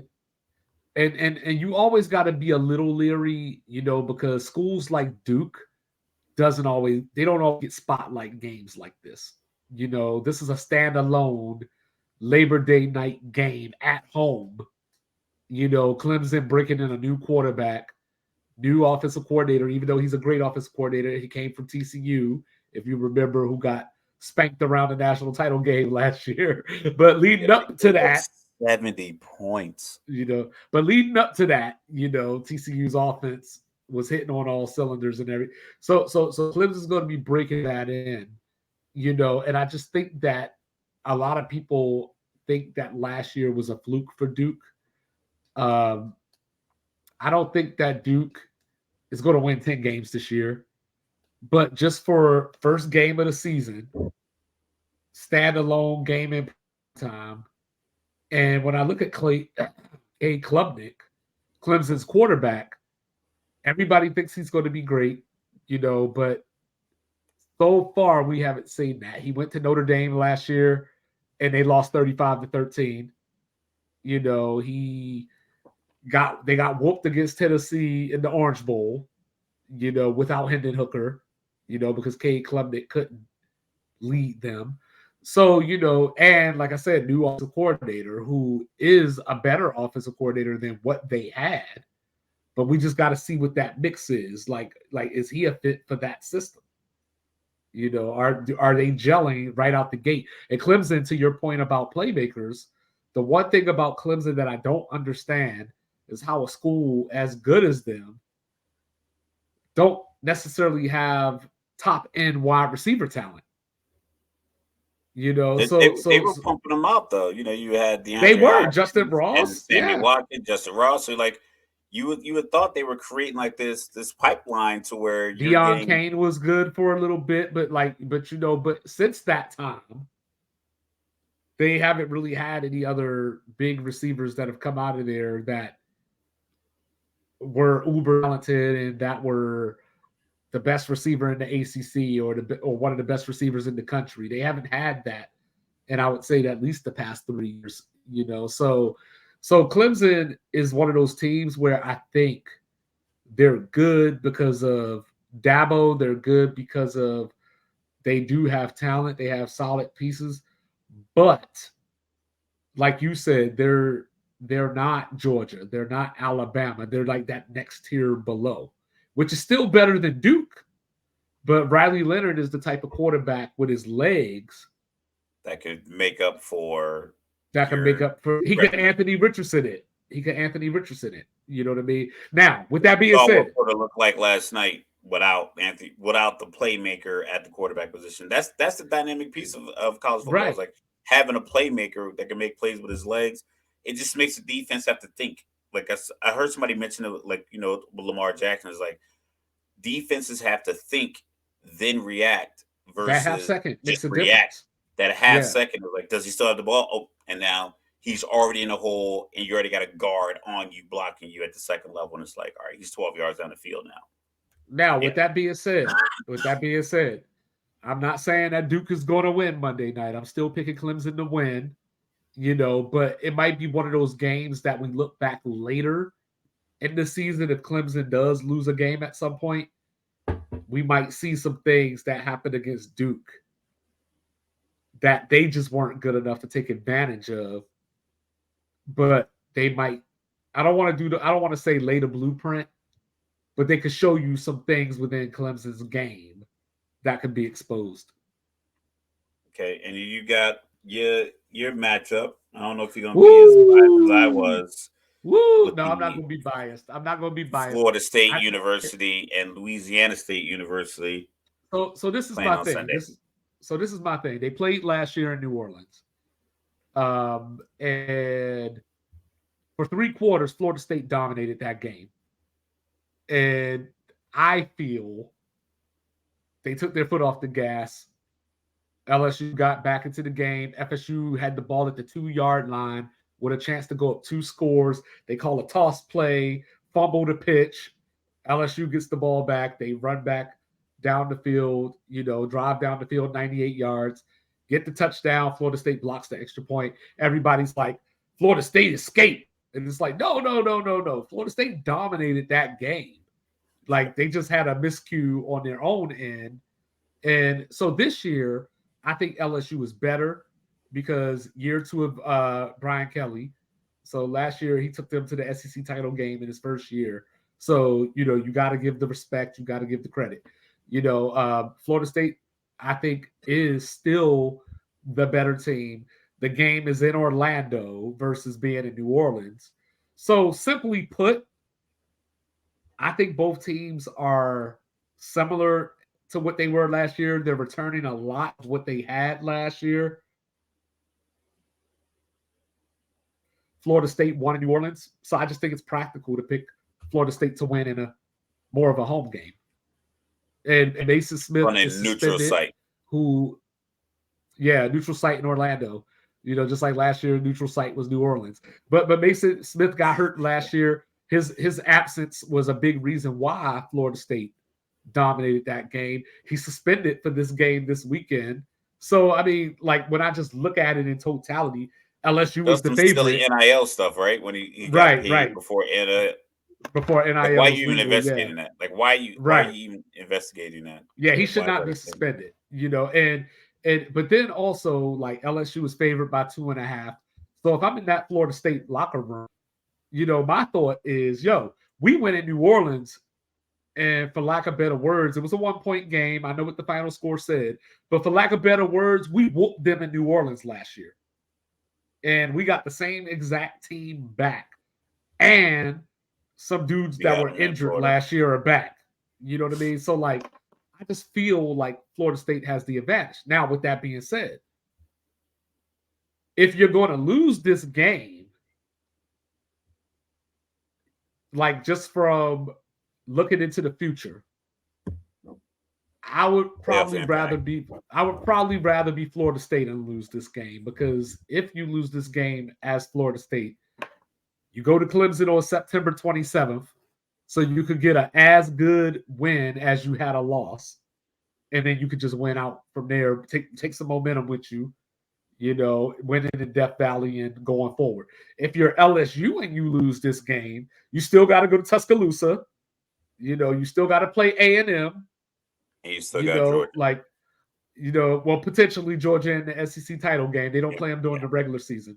You know what I mean? But, depending on if Florida can get their stuff together, you got Florida late in the year. Arkansas always plays you tough. So, like, Ole Miss. So like, LSU just has less room for error on so you got to win the tough out of conference game, because you're gonna get credit for your conference being tough, but you can't they can't give you extra credit and be like, your 2 losses, we get it because you played a tough conference. Right? If they lose to Ole Miss, the non-conference game, you have to win your non-conference game in order to allow that that level of justification when it comes to so if they lose to Ole Miss, the media is just going to overrate Ole Miss. You know what I mean? Even if Ole Miss finishes 7-5, they can be 24 and they'll be 16 the next week if they beat LSU, and then LSU would go from say they're 4, they'll drop them to 9. Yeah, exactly. Keep them in the running. What I mean? Yeah. But if they lose to Florida State, you'll be fine as long as Florida State doesn't crap the bed. Florida State ends up 9-3, then that don't look so good. Florida State does what people are projecting them to do. You could get away with that loss, but you just got to win out, because you lose another game, you're out. You know, And then whereas that like I helped said, Florida State because I think they'll push them up the brackets because they won. They beat an SEC school on a neutral field early right, in the year. They beat LSU on a neutral site, so that'll move them right. up. So again, Yeah, we'll get into the so politics of the ranking system after they rank it here later. yeah, so if I was LSU, I would win this game. You know, I would just go win this game Sunday night. If I'm Florida State, I'm trying to win it, but if I lose it, I got Clemson, and then I should be on cruise control until I play Miami. And then if you clear Miami, maybe you match up with Clemson again in the ACC title game. Clemson's out for revenge, and you get past that one game, you're in. But the scheduling gods have helped Florida State out because before the schedule came out this year, I was shaking in my little boots because I was like, when do we play NC State? When do we play NC State? Because NC State has won 5 out of the last 6 against Florida State, and the last 3, including last year, with their starting quarterback getting hurt. So no NC State on the schedule. As a Florida State fan, I feel pretty good. But speaking of NC State, next week, we got NC State against Notre Dame. And And this is Notre one of the Dame, games that you think they're going to have an impact on the playoffs. So we yes, got a few because games here. We got Notre Dame, NC State, which you yep, highlighted earlier. We were talking. You got Utah, Baylor, and Alabama, Texas. So what's so yeah, impactful about the NC State Notre Dame game? because Notre Dame is in that same boat as LSU. Like they have to win the games that they're supposed to win because for all intents and purposes, Sam Hartman coming in from Wake Forest, ACC all-time leading touchdown scorer. This is what Notre Dame has been lacking in the last 10 years is an elite quarterback. Now they have the quarterback. And this year, their season should boil down to a 3-game season.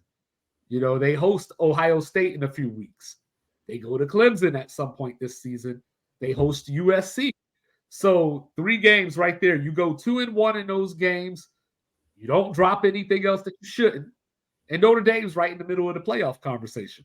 Now, NC State has the defensive front that can give Notre Dame's offensive line trouble because their offensive line is their strength. But NC State is one of the few teams on their schedule that has the defensive line that could give Notre Dame problems. I think Notre Dame gets out of there, but like I said, 3-game season. So even if Notre Dame doesn't get into the playoff conversation themselves, even if they don't make the playoff, they're going to have a lot to say about who gets in the playoff. Because if you're a guy like me that doesn't have Ohio State in the playoff, You want Notre Dame to beat Ohio State, right. You know what I mean? If you're a guy like me that doesn't have USC in the playoff, Notre Dame has a chance to beat USC. You know what I mean? Clemson, I don't have in the playoff. So either way it goes, like these teams are either going to lose to Notre Dame and it's going to affect their playoff shot, or Notre Dame can impact their own and bolster their own playoff shot. opportunity. Right. All right, playoff matchups. We love this back to back. We like these. I like Nick Saban and the Crimson Tide doing this. They've been doing it a lot the last few years. Granted, they have been so much on paper. They have been so much better than so many of their opponents that any neutral site game that they play week 1, they still look like they should beat them. So I like the Texas game. They were playing Oregon. They played Colorado back in the day as well. So Alabama, Texas. What do you like about it? What do you not like about it? So what I like about it is, for one, my biggest problem with the SEC is that the SEC has been the best conference for at least the last 20 years. No doubt about it, right? Yeah. But the problem is that, like last night, teams like Florida don't play these games very often. And if they do, they don't go on the road to play them. So last year, Alabama came down to Austin and snuck out of here with a 1-point win. But Quentin Ewers got hurt in that game. And at the time that Quentin Ewers got hurt, not that Texas was dominating, the game was close and everything, but it was literally like, we believe, like we thought we were watching Alabama about to fall. And Bryce Young came through at the nth hour, took Alabama down the field and got the field goal for the win. Now there's no Bryce Young. So now we got to see Quinn Ewers. Hopefully he stays healthy. Quinn Ewers play the whole game against Alabama in Tuscaloosa. It gives us a look at Quinn Ewers as far as like NFL draft, maybe. Can he take his show on the road in a big game like this? Sarkisian never won more than 9 games in a season. A lot of people have Texas playoff hype this year, playoff fever this year. So this is the kind of game that they have to go win to make people like me and people that don't believe consider them. For Alabama, and let them know it's a good benchmark measuring point for like a measuring stick for them when they move to the SEC. Yeah, and who knows? I mean, Sarkisian had on Saban's staff, before he left for Texas. So, you got the student pupil thing. I'm always into that, especially with Jimbo and Nick Saban. Then you got, Alabama with their new quarterback. I still don't think Alabama truly knows who their quarterback is going to be. I know they're starting tomorrow against Middle Tennessee State, but I think we're going to see a couple of quarterbacks tomorrow. So, like, where are they going to settle for this? And then, number 3, the other thing about this is playoff implications. Same thing as LSU, Florida State. Can Texas win this game and set themselves up with a room for error? Because I don't think Texas is going to go undefeated. So if they can win this win game, over Alabama in Tuscaloosa get you some credit. Yeah, so get you some credit. Team going. We got another Texas battle. Utah going down to Baylor. We saw Utah last night. Like I watched the Florida. We talk about the NFL athletes that come from Florida, Texas, California, places like that. They looked like they had the athletes to compete. The playmaking or the play calling didn't match up with the playmakers. Utah is always solid defensively. They just offensively they have talent, but just defensively, like so many players end up on NFL squads out of Utah because they play sound defense. They play a big front, 4-man front. Linebackers are huge in that defense, and corners are one-on-one a lot. You saw it in the USC game when they picked off Caleb Williams in the Pac-12 championship game and in the game before. So the Florida-Utah game, Utah didn't really do much in the second half. They had a couple of good drives. Going down to Baylor, do you think it's going to help them that they have like an extra day of rest, or is it going to hurt them because now they're going to be in a little bit more of another big time college football environment with that? So I don't Baylor. I don't like the time zone because it's an 11 a.m. kickoff local. So I don't like that.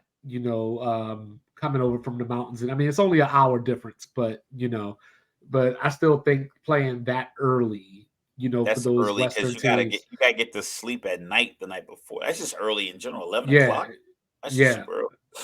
Yeah. Then you got, so initially coming into the season, my thought was their game against Florida was going to be such a physical game that when they got to Baylor, it could be a scheduled tough game or scheduled loss just off of how banged up they were. But I don't think they got banged up nearly as bad as what they would last night, So yeah, Florida didn't really like. They have what's that defensive line number 21, weighs like 400 pounds. Yeah, almost no impact on the game. Yeah, like realistic, like just as far as like that tough game, that beat you down game. I don't recall that being a problem for Utah last night. So I feel better about it for Utah than I did a couple of weeks ago. But also, back to the original, oh my goodness, is Cam Rising going to play? Because if we're still playing the backups, then I don't know, because I mean, even though they beat Florida last night, it's not as if Bryson, lit the world on fire or anything. Nate Robinson came in and he had the packages for himself. but Dave Aranda is a good defensive coach. LSU national champion, all that good stuff. So he will have a game plan for a non-Cam Rising offense to make this a game, and it goes back to it. The Pac-12 has been known over the last 5 years because nobody's made the playoffs since Washington in 2016. So the Pac-12 has been just beating on each other, all year every long. year. And this year, I think it may happen again because all of the big games, the marquee games, are backloaded. So all those games are like the last 5-6 weeks of the season. There's not a break where like, okay, you might play Utah now, and then you got 4 weeks before you play USC. A lot of these teams are playing these teams back to back. So which is when we get to USC, that's a lot of the reason I don't have them in the playoff. All right, so that's impact. Then you have your couple weeks after that. We got Florida State, Clemson, your Ohio State, Notre Dame game you're talking about, and impact there. But then you got Iowa, Penn State as a game that's on your radar. And we talked about the stipulations for the for Iowa. Yeah, he's out to average 25 points a game to keep his job. Brian Ferentz, the son of Kirk Ferentz, the head coach. Like this is nepotism run amok. And at its finest. We finally got a way to get Ferentz out of there because I always call Iowa the Denver Broncos of college football because if Iowa had averaged like 19 points or something last year, they're probably in the Big Ten title game instead of Purdue. But when I look at this matchup, Penn State is one of the teams like Texas this year that a lot of media members are just on. Like a lot of media people are picking Penn for the off. Penn State's going to do this. Penn State's going to do that. And I think Penn State has the talent, but James Franklin reminds me a lot of Brandon Staley. When he gets in these big games, he just does wild things. Like I remember one year they were playing Ohio State, and I mean, they were toe-to-toe with Ohio State. And it was the second quarter. It was a low-scoring game, like 6-3. And he went for it on like 4th and 6 from the 40. And I'm like, what you doing, bro? Like he just does stuff like that. So with this game against Iowa, now the thing that Penn State has going for them in this game, that's the night of the whiteout. So, prime time, crowd in all white, that intimidating. Like 100,000 people. Yeah. One of my son's friends graduated high school with. He just enrolled in Penn State. He's loving it. Yeah, I got to go to one of those whiteout games. I got to. I hate Penn State, but I got to go. But yeah, so like I just think with Drew Aller, coming in as quarterback, I know a lot of people are saying that he's going to be an upgrade over Sean Clifford. I believe that to be true as well. I just don't know how quickly that happens, because like you're telling your quarterback, like, Dave, we got playoff aspirations. I need you to replace this guy that won 11 games in back-to-back seasons without missing a beat. And won the Rose Bowl, yeah. Yeah, and so Penn State has a trip to Illinois that I'm a little leery about, just from a young quarterback standpoint, So I just think that if Penn State is going to make the playoff or make a push toward the playoff, this Iowa game will tell us a lot about Penn State, like not from the standpoint of, oh, they got a new quarterback, so they can't be good. See this new quarterback against a defense that could challenge him. Yeah, so Mike's been given, he's been doing his 2-5 dailies. We're having a lot of all-screen talks. And a lot of his conversations, they're not like, oh, I gotcha. Like, oh, this team that went 2-11, they're going to go 11-2 this year. He's not pulling out stuff like that. So what he does have is, interesting games. Like we got Georgia on the road at Auburn. He's like, he singled that out as one of the games. It's like Georgia, it's gonna be what you said, their first road game of the year. It's the first road game of the year, and they would have already played 3 or 4 games by that point. So the good news is you got your feet wet, and one of those games is against South Carolina, who has a lot of hype this year too. Not playoff hype, but people, the way they ended last season, the way they smoked Tennessee, the bowl game against Notre Dame, so like The people are coaches big on last South game. Carolina. Yeah, and by the way, South Carolina, North Carolina tomorrow, Charlotte, gonna be a good game. Check it out, prime time. But Georgia will have played South Carolina at that point, so I can say that they would have been tested or played a good team before they go into Auburn. But this is not only their first road game, it's the road game against a rival in the Deep South's longest rivalry. That's the name of the rivalry, the Deep South's longest rivalry. So there's passion there. And then, oh, by the way, Auburn's got Hugh Freeze as coach now, who's going to be trying to make a name for himself back into the SEC after he lost the job at Ole Miss a few years ago because he couldn't use the right phone to contact recruits. He was contacting recruits at the wrong time, and allegedly there were hookers, all kinds of stuff. But he's back, in the SEC. So Some of these Auburn, investigations are chaotic, man. yeah, and Auburn, like a lot of people, like we don't know what to do with Auburn. Like they're one of our teams that we just don't know what we're going to see because Hugh Freeze is such an upgrade over Brian Harsin that Auburn has to be better, but I still don't know if they have Auburn talent, But in college football, we know sometimes with these rivalry games, you throw the record out. So this is Georgia's You first throw the road game. record out if you have somebody has to have the player to make the records get thrown out. Because even with that, a lot of times you throw the record out, but one team still beats the brakes off the other team, Well, even just in a two rivalry years game. ago. I just talked about how much of an upgrade Ryan Harsin is, or Hugh Freeze is over Ryan Harsin. Iron Bowl. 2 years ago, Bryce Young wins the Heisman, all that good stuff, and it took 4 overtime to beat Auburn in the Iron Bowl for Alabama. So like sometimes it just happens that way.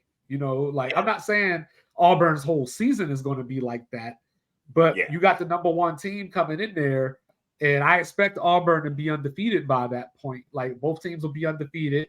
That might be a primetime game. You got your new quarterback, Carson Beck, going into his first road game.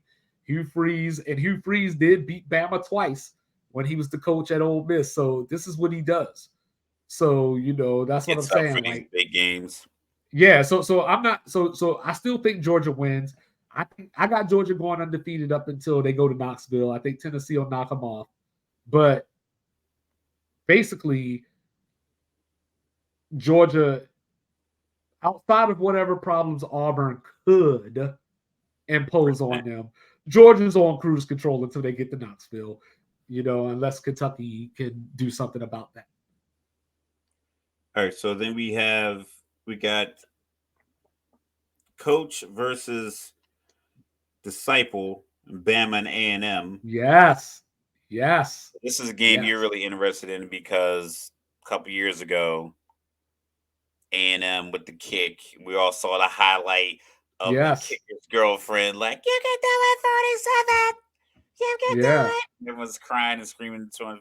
But then we had the press conference that was recorded where not necessarily a press conference, it was a meeting, like a Well, no, he was booster. talking to the boosters. Yeah. Talking to the boosters. He had a meeting with the boosters, and he said basically Texas A&M bought all their players. Which they did, Now, which everyone does. Like no one's doing anything for free. I get what he was saying in that situation. It was like, listen, Texas A&M had the number one recruiting class because they probably were giving out certain access to amenities that I need you guys to give me. Right. Like I use the example of like, hey, if some of these boosters have access to a private plane where I can go pick up a recruit or a handful of recruits from some top prep school. Like if you're Alabama, you want to fly up to Jersey, you want to get like St. Joe's Preps, it's North Jersey. I think they're like Bergen County, like Bergen County Catholic is another school that's up there. I want to get 4 or 5 of these guys and bring them down to a Bama versus Vanderbilt game, a game we're gonna dominate, and I can show them the whole thing like our homecoming game because you pick homecoming, you pick a team you're more likely gonna beat. I Right. need access to a plane. I need your hotel connects. I need this. I need the dealership connects. Like we talk about Lane Kiffin all the time with the Bentley, and he had Jackson Dart in the Bentley. He had like a couple of his wide receiver commits taking pictures with their jerseys on in front of the Bentley. Don't know why you need to be dressed in your full football gear in front of a Bentley, but Lane Kiffin has it, uses it, is all over their Snapchat and their Instagram stories. So I think he just was saying like, yo, I need that kind of access. So I need your money so we don't keep losing recruits or lose the recruiting battle down south. But Jimbo Fisher came back and trashed this a little bit and said, "Well, look at how God does His business." And I was like, "Come on, man, Yeah. you were there too. You were there too. Like You were there. listen, to me. It's like people like listen. That's when you are there. If you're with me creating the criminal plan Shut and your mouth. seeing it through, you don't say shit. Yeah. That's Yeah. all I'm saying. But let And me stay on it, topic. But you got Bama A&M. What are you thinking of that game? but not only the kick last year. Remember, we talked about it. We talked about it last week. Came down to the Oh, last when he said play. the name. Yeah, allegedly, Jimbo said Evan, so everybody knew it was going to Evan Stewart. So A&M. This is the thing. They got Bobby Petrino now. Bobby Petrino very well. Love it. You That's know my he. guy, man. I'm glad he left. I'm glad he you left. It know opened the door for so many things. Yeah, he was coaching. He was the head coach at Missouri State last year. Went into Arkansas, almost pulled the upset. So now he's on Jimbo's staff. According so far, Jimbo's playing nice and saying that like Bobby's calling the plays and everything. So we'll see what happens. But like with the teams, how they've been the last 2 years, and going back to Johnny Football, knocking off Alabama. A&M has been one of the teams that even when they don't win, they typically perform well against Alabama. They just went 11-1 a couple of the COVID year and finished number 5 just outside of the playoff. And everybody wanted A&M in, and I was like, but Bama beat them by 28, so let's not do that. But the point being is that A&M feels like it's almost like the Buffalo thing. A&M feels like Alabama's in their way from greatness. But then you turn around and you got LSU and whoever else in your way too that you Yeah, didn't pay attention to somebody and else you got knocked. picked up. Yeah, you Yeah, you got get knocked knocked off. off. Yeah, So I just think that until Nick Saban retires, until Jimbo's not in A&M, that game is just going to be must see TV every year. Like I tune into that game to try to watch the handshake before the game. You know what I mean? And I stay to watch the handshake after the game. I like when they push the photographers out of the way as if they don't know the photographers are all trying to get in position to get the shot. Right, It's like they try to act like they're extra annoyed by it. Like this is happening. Off the right, rip right. that I am coming out here to shake his hand at the 50-yard line, whatever the marker is. Get out of the way. Yeah, yeah, You'll get your shot. You got a $25,000 camera. You should be able to get a good picture from wherever you're standing. yeah, So yeah. So I mean, right now, those are some of your impact games you had. You say you got a USC Notre Dame playing late in the season. Well, yeah. probably mid So season, so but so yeah, in October. so USC. The reason I don't have them in the playoff, I think that they should make the playoff because Caleb Williams is just that good. I think Caleb Williams is probably going to win the Heisman again. Unless my pick of Washington making the playoff comes true and Michael Penix, Big Penix Energy gets it. But when I look at USC, the problem with USC is they have their bye. Their bye is in 2 weeks. So they go on by September 16th, and then they play every week after that. But at some point, they play at Notre Dame, come home for Utah the next week.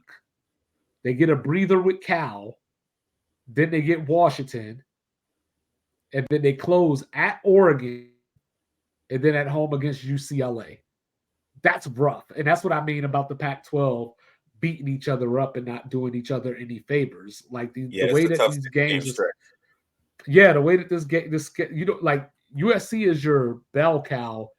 And I'm not trying to say that you Just say rig it. it or whatever. You Like I'm not set it trying, up the way the you SEC got does. to rig it. You got to rig SEC it. SEC sets their schedules up every single year so Well, look that at okay. So look at Alabama. you get your early game against Texas, for instance. We use Alabama. You get your early game against Texas, and then so you play Middle Tennessee State. You play a game against Texas, and then you get some cupcakes in there. You get like a game like not necessarily this year, but like they get a game like Mercer. Or you throw in a Georgia State, Well, look. and then you So start your your run. Yeah, so this is Alabama's schedule, real quick. So Middle Tennessee, Texas. After Texas, they go to Tampa to play USF. They get Ole Miss at home. Go to Starkville for Mississippi State. Go to Kyle Field for A&M. Arkansas at home. Then this is where they get smart. They get Tennessee on October 21st at home. Then the bye week. And then you know who they play coming out the bye week. LSU every year, first week of November. They play LSU out the bye. Now, this year is a little tricky because they go to Kentucky the week after that. So that's a tough spot. But then before the Iron Bowl, they play UT Chattanooga. Yeah, every year. So you got to do that. Like, so checking that Auburn now. I'm just going to check Auburn's schedule for the Iron Bowl. Like keep going, but I'm gonna just pull up just the game before the Iron Bowl. Yeah. So if you're USC and you know that you got to play Notre Dame anyway, instead of playing Stanford on September 23rd, maybe I play Utah then. Maybe I play Washington then. Maybe I play Oregon then. And then in 4 weeks, I could play one of the other ones. Exactly. So if we just talked about Alabama's schedule, Auburn plays at home New Mexico State before they play the Iron Bowl. And that's how they do it every year. And honestly, I see no faults in it because especially we understand the parameters of the college football season. One loss, you used to be done with the BCS. One loss, you were done unless everybody else had a loss and then maybe you can get back up. But it took for everybody to get a loss. But now if you're Alabama, you're good with one loss. If you are LSU, you're good with one loss. So there's only a few teams that can make it with one loss. You have to make sure your schedule lines up to where you don't have a 6-game stretch that has Notre Dame, Utah, Cal, Oregon State, UCLA. Like, why would you put yourself in that position? You could have played Utah early. Yeah. Get it out of the way. Get your rematch out of the way because now Utah's beaten USC 2 times in a row. Now you're not going to play them until October, and Utah can be rolling. You want to catch them early. I want to catch them when they're breaking in a new quarterback, breaking in a new freshman defensive lineman, whatever the case may be, and get them early with my seasoned quarterback. I want to get the teams that are normally good in my conference. I want to get one of them early and then working some cupcakes in the middle, then play my rivalry late. Right. And that's what I'm saying. So that's why, whereas conversely, I have Oregon State as one of my surprise teams, making it to the Pac-12 title game, losing, but making it to the Pac-12 title game. But when I look at their schedule, for example, they play Washington, they play UCLA, they play Utah, they play Oregon. Oregon is the only one of those games that's on the road, and they don't play USC. So that's why I have Oregon State. It's not that I looked at Oregon State per se and was like, you know what? This is the team. Like, I just looked at their schedule. Oh, I think they have the second or third best coach in the Pac-12, and Utah goes there on a Friday night. Be very careful because if you remember last season, Caleb Williams went there on a Friday night and USC got out of there 17-14, with a late touchdown to win that game. So, like, it's one of those games where he went like 22 for 45 or something like that. Yeah, it was something weird like that. Yeah. I remember seeing his stat line thinking, like, this is a crazy stat line for a guy that's talented. But it was just one of those things where I think the schedule just plays out in Oregon State's favor. But but like I said, so in my playoff, I ended up with, after much deliberation and changing and like playoff predictors, so I ended up with Michigan as my 1 seed. Michigan is the number one. I ended up with Washington as my 4 seed. I got Georgia as the 2 and Florida State as the 3. So I got Georgia knocking off Florida State. I got Michigan knocking off Washington, and then I got Michigan over Georgia for the national title. So I got Georgia getting back to the title game to defend their honor, but they fall just short. Got a score? Not yet, but not yet. It's way too early for all that. But I mean, just off the top of my head, I'll just say something like 27-23. But but there's a few teams that I wanted to hit on real quick before we get out of here, with a little bit of reasonings and all that kind of stuff like that. So I got Georgia's only loss against Tennessee, Florida State's only loss to Clemson, Washington's only loss to Oregon State, and I got Michigan undefeated. Schools that have a chance to win the national title that are not in my playoff. You always got to give Ohio State a fighting chance because of their talent. They still got Marvin Harrison Jr., probably the best wide receivers in the country. So they're breaking in a new quarterback who just happens to be Marvin Harrison's high school quarterback. So, they have that rapport. LSU, I mentioned you do a better job of recruiting? Like, right. I mean, can you nail it any better than that? Right. LSU. Yeah. So obviously, like if LSU wins this weekend, they set themselves up. They have that wiggle room for error where they can lose in Tuscaloosa and still be okay, provided that they went out from there. Notre Dame, could get in the playoff because, we talked about it. They're at that point where they got Ohio State, Clemson, USC on the schedule. So they got the opportunity, as long as they don't lose to somebody else, they got the opportunity where they could lose one of those games and still fight forward. And with Sam Hartman, USC, can defense improve at all? It didn't look like it last week, but it was game 1. We'll see how the rest of the season goes. Clemson, just because they have the championship pedigree, they've been in the mix. So, if all goes right, Tennessee could make the playoff because I have them beating Georgia. So can they beat Bama again? It was a false start on that field goal. I'm gonna say it. It was a false start. Yeah. So for Tennessee, it comes down to, I don't want to do the thing, but Tennessee has 4 games. Kentucky, Alabama, Georgia, and Texas A&M. So they can lose one of those games and still be sitting in a position to make the playoff. But obviously, a second loss would take them out of the picture. Texas, we talked about Texas. If Texas goes in there in Tuscaloosa, you look at Texas and say, who can't they beat if they could go into Alabama? You know what I mean? But I got Texas losing to Oklahoma, and I got Texas losing in the Big 12 championship game to Kansas State. But if all goes right, Texas could get in the playoff. Penn State, we talked about them. There is a way, if Penn State and Ohio State are what the people say they are, you could have Michigan, Ohio State, and Penn State all finish 11-1 and just beat each other. So there you go. There's your doomsday scenario. We had that in 2008. I don't know if you remember. We had this in 2008. Texas, Oklahoma, Texas Tech.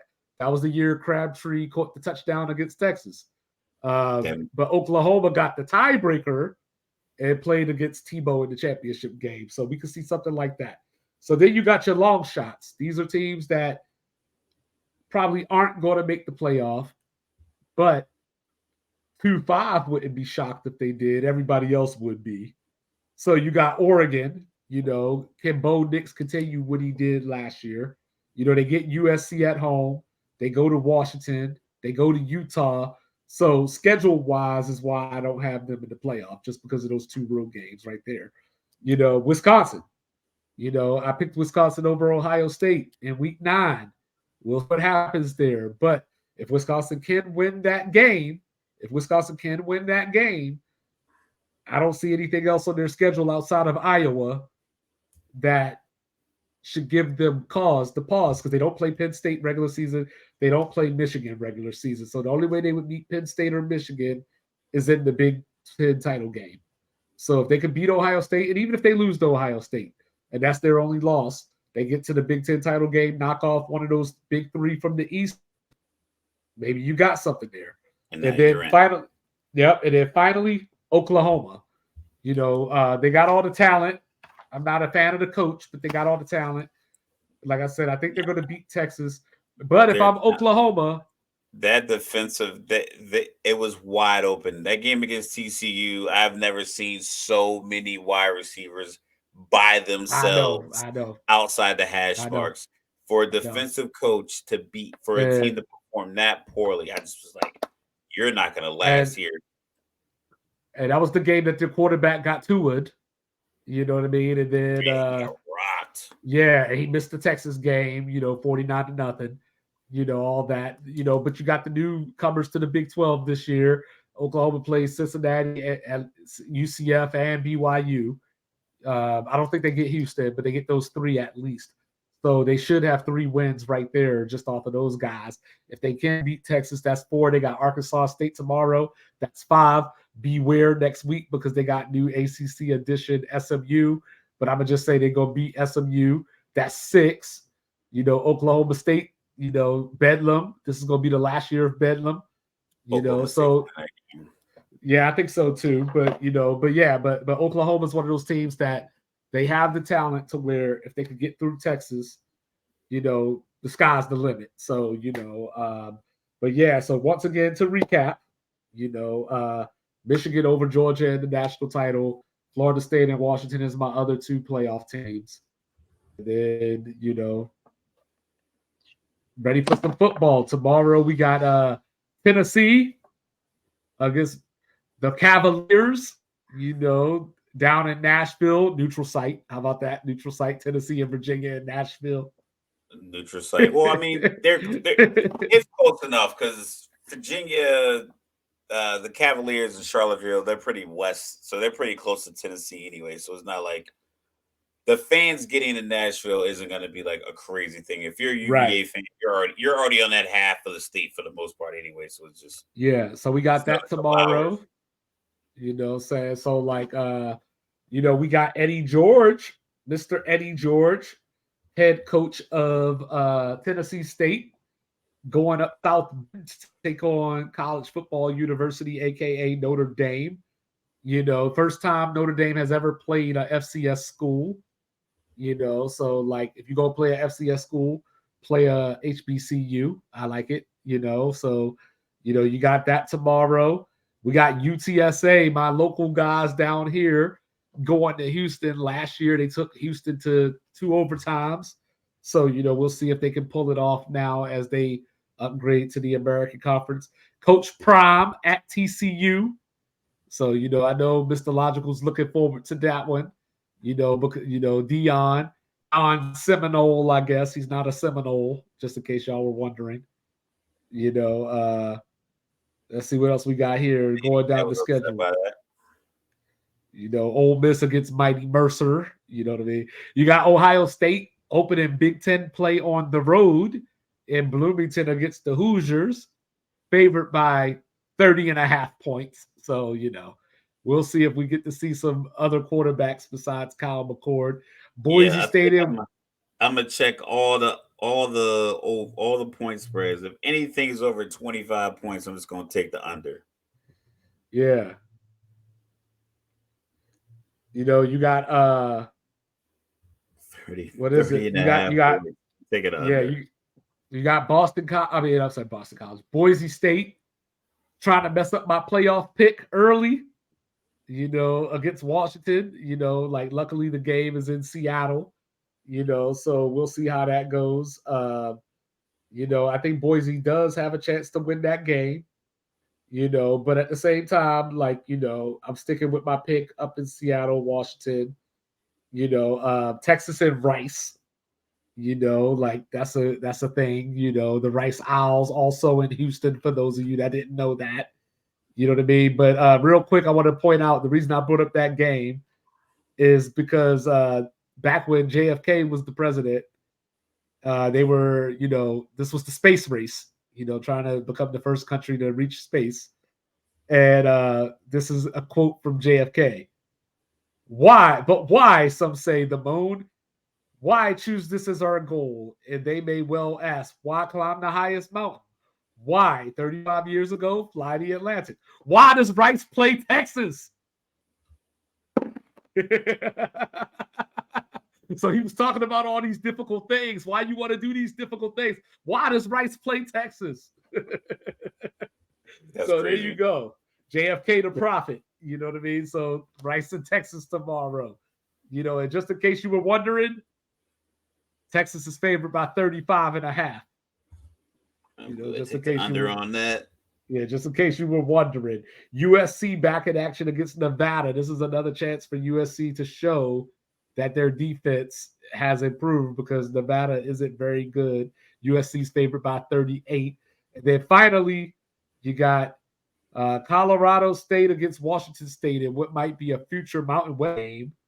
So, you know, let's see how that goes. Washington State favored by 10. So, you know, yeah, like college football is back. You know, Stanford's up 21-7, about to head to halftime against Hawaii. You know, so we are here. Sports Reports is ordered. I am 2-5. That is Mr. Logical. You know, saying do us a favor. Like, review, subscribe, all that good stuff. Share. Make sure you share. Share it with your granddaddy. I still got the grade for y'all out here. You know, saying representing all the old folk. You know, saying, but yes, we will be back next week. We're going to look back at our baseball predictions and see how those are looking nowadays. You know what I mean? Like, they're looking. I got a couple that are looking like. Yeah, I mean, spoiler alert. Spoiler alert. And on that note, we out of here. Mr. Logical did pick the Mets to win the AL East, the NL East. I didn't say what year, though. Yes. So thank you. You had too much money not to be successful eventually. Thank you for the support, America. You know what I'm saying? We love you. And we're back next week. Keep your eye out for 2-5 Daily. Then Mr. Logical will be coming at y'all, still working on some stuff. You know what I'm saying? But we going to be in touch. You know what I'm saying? On that note, we love you. Peace.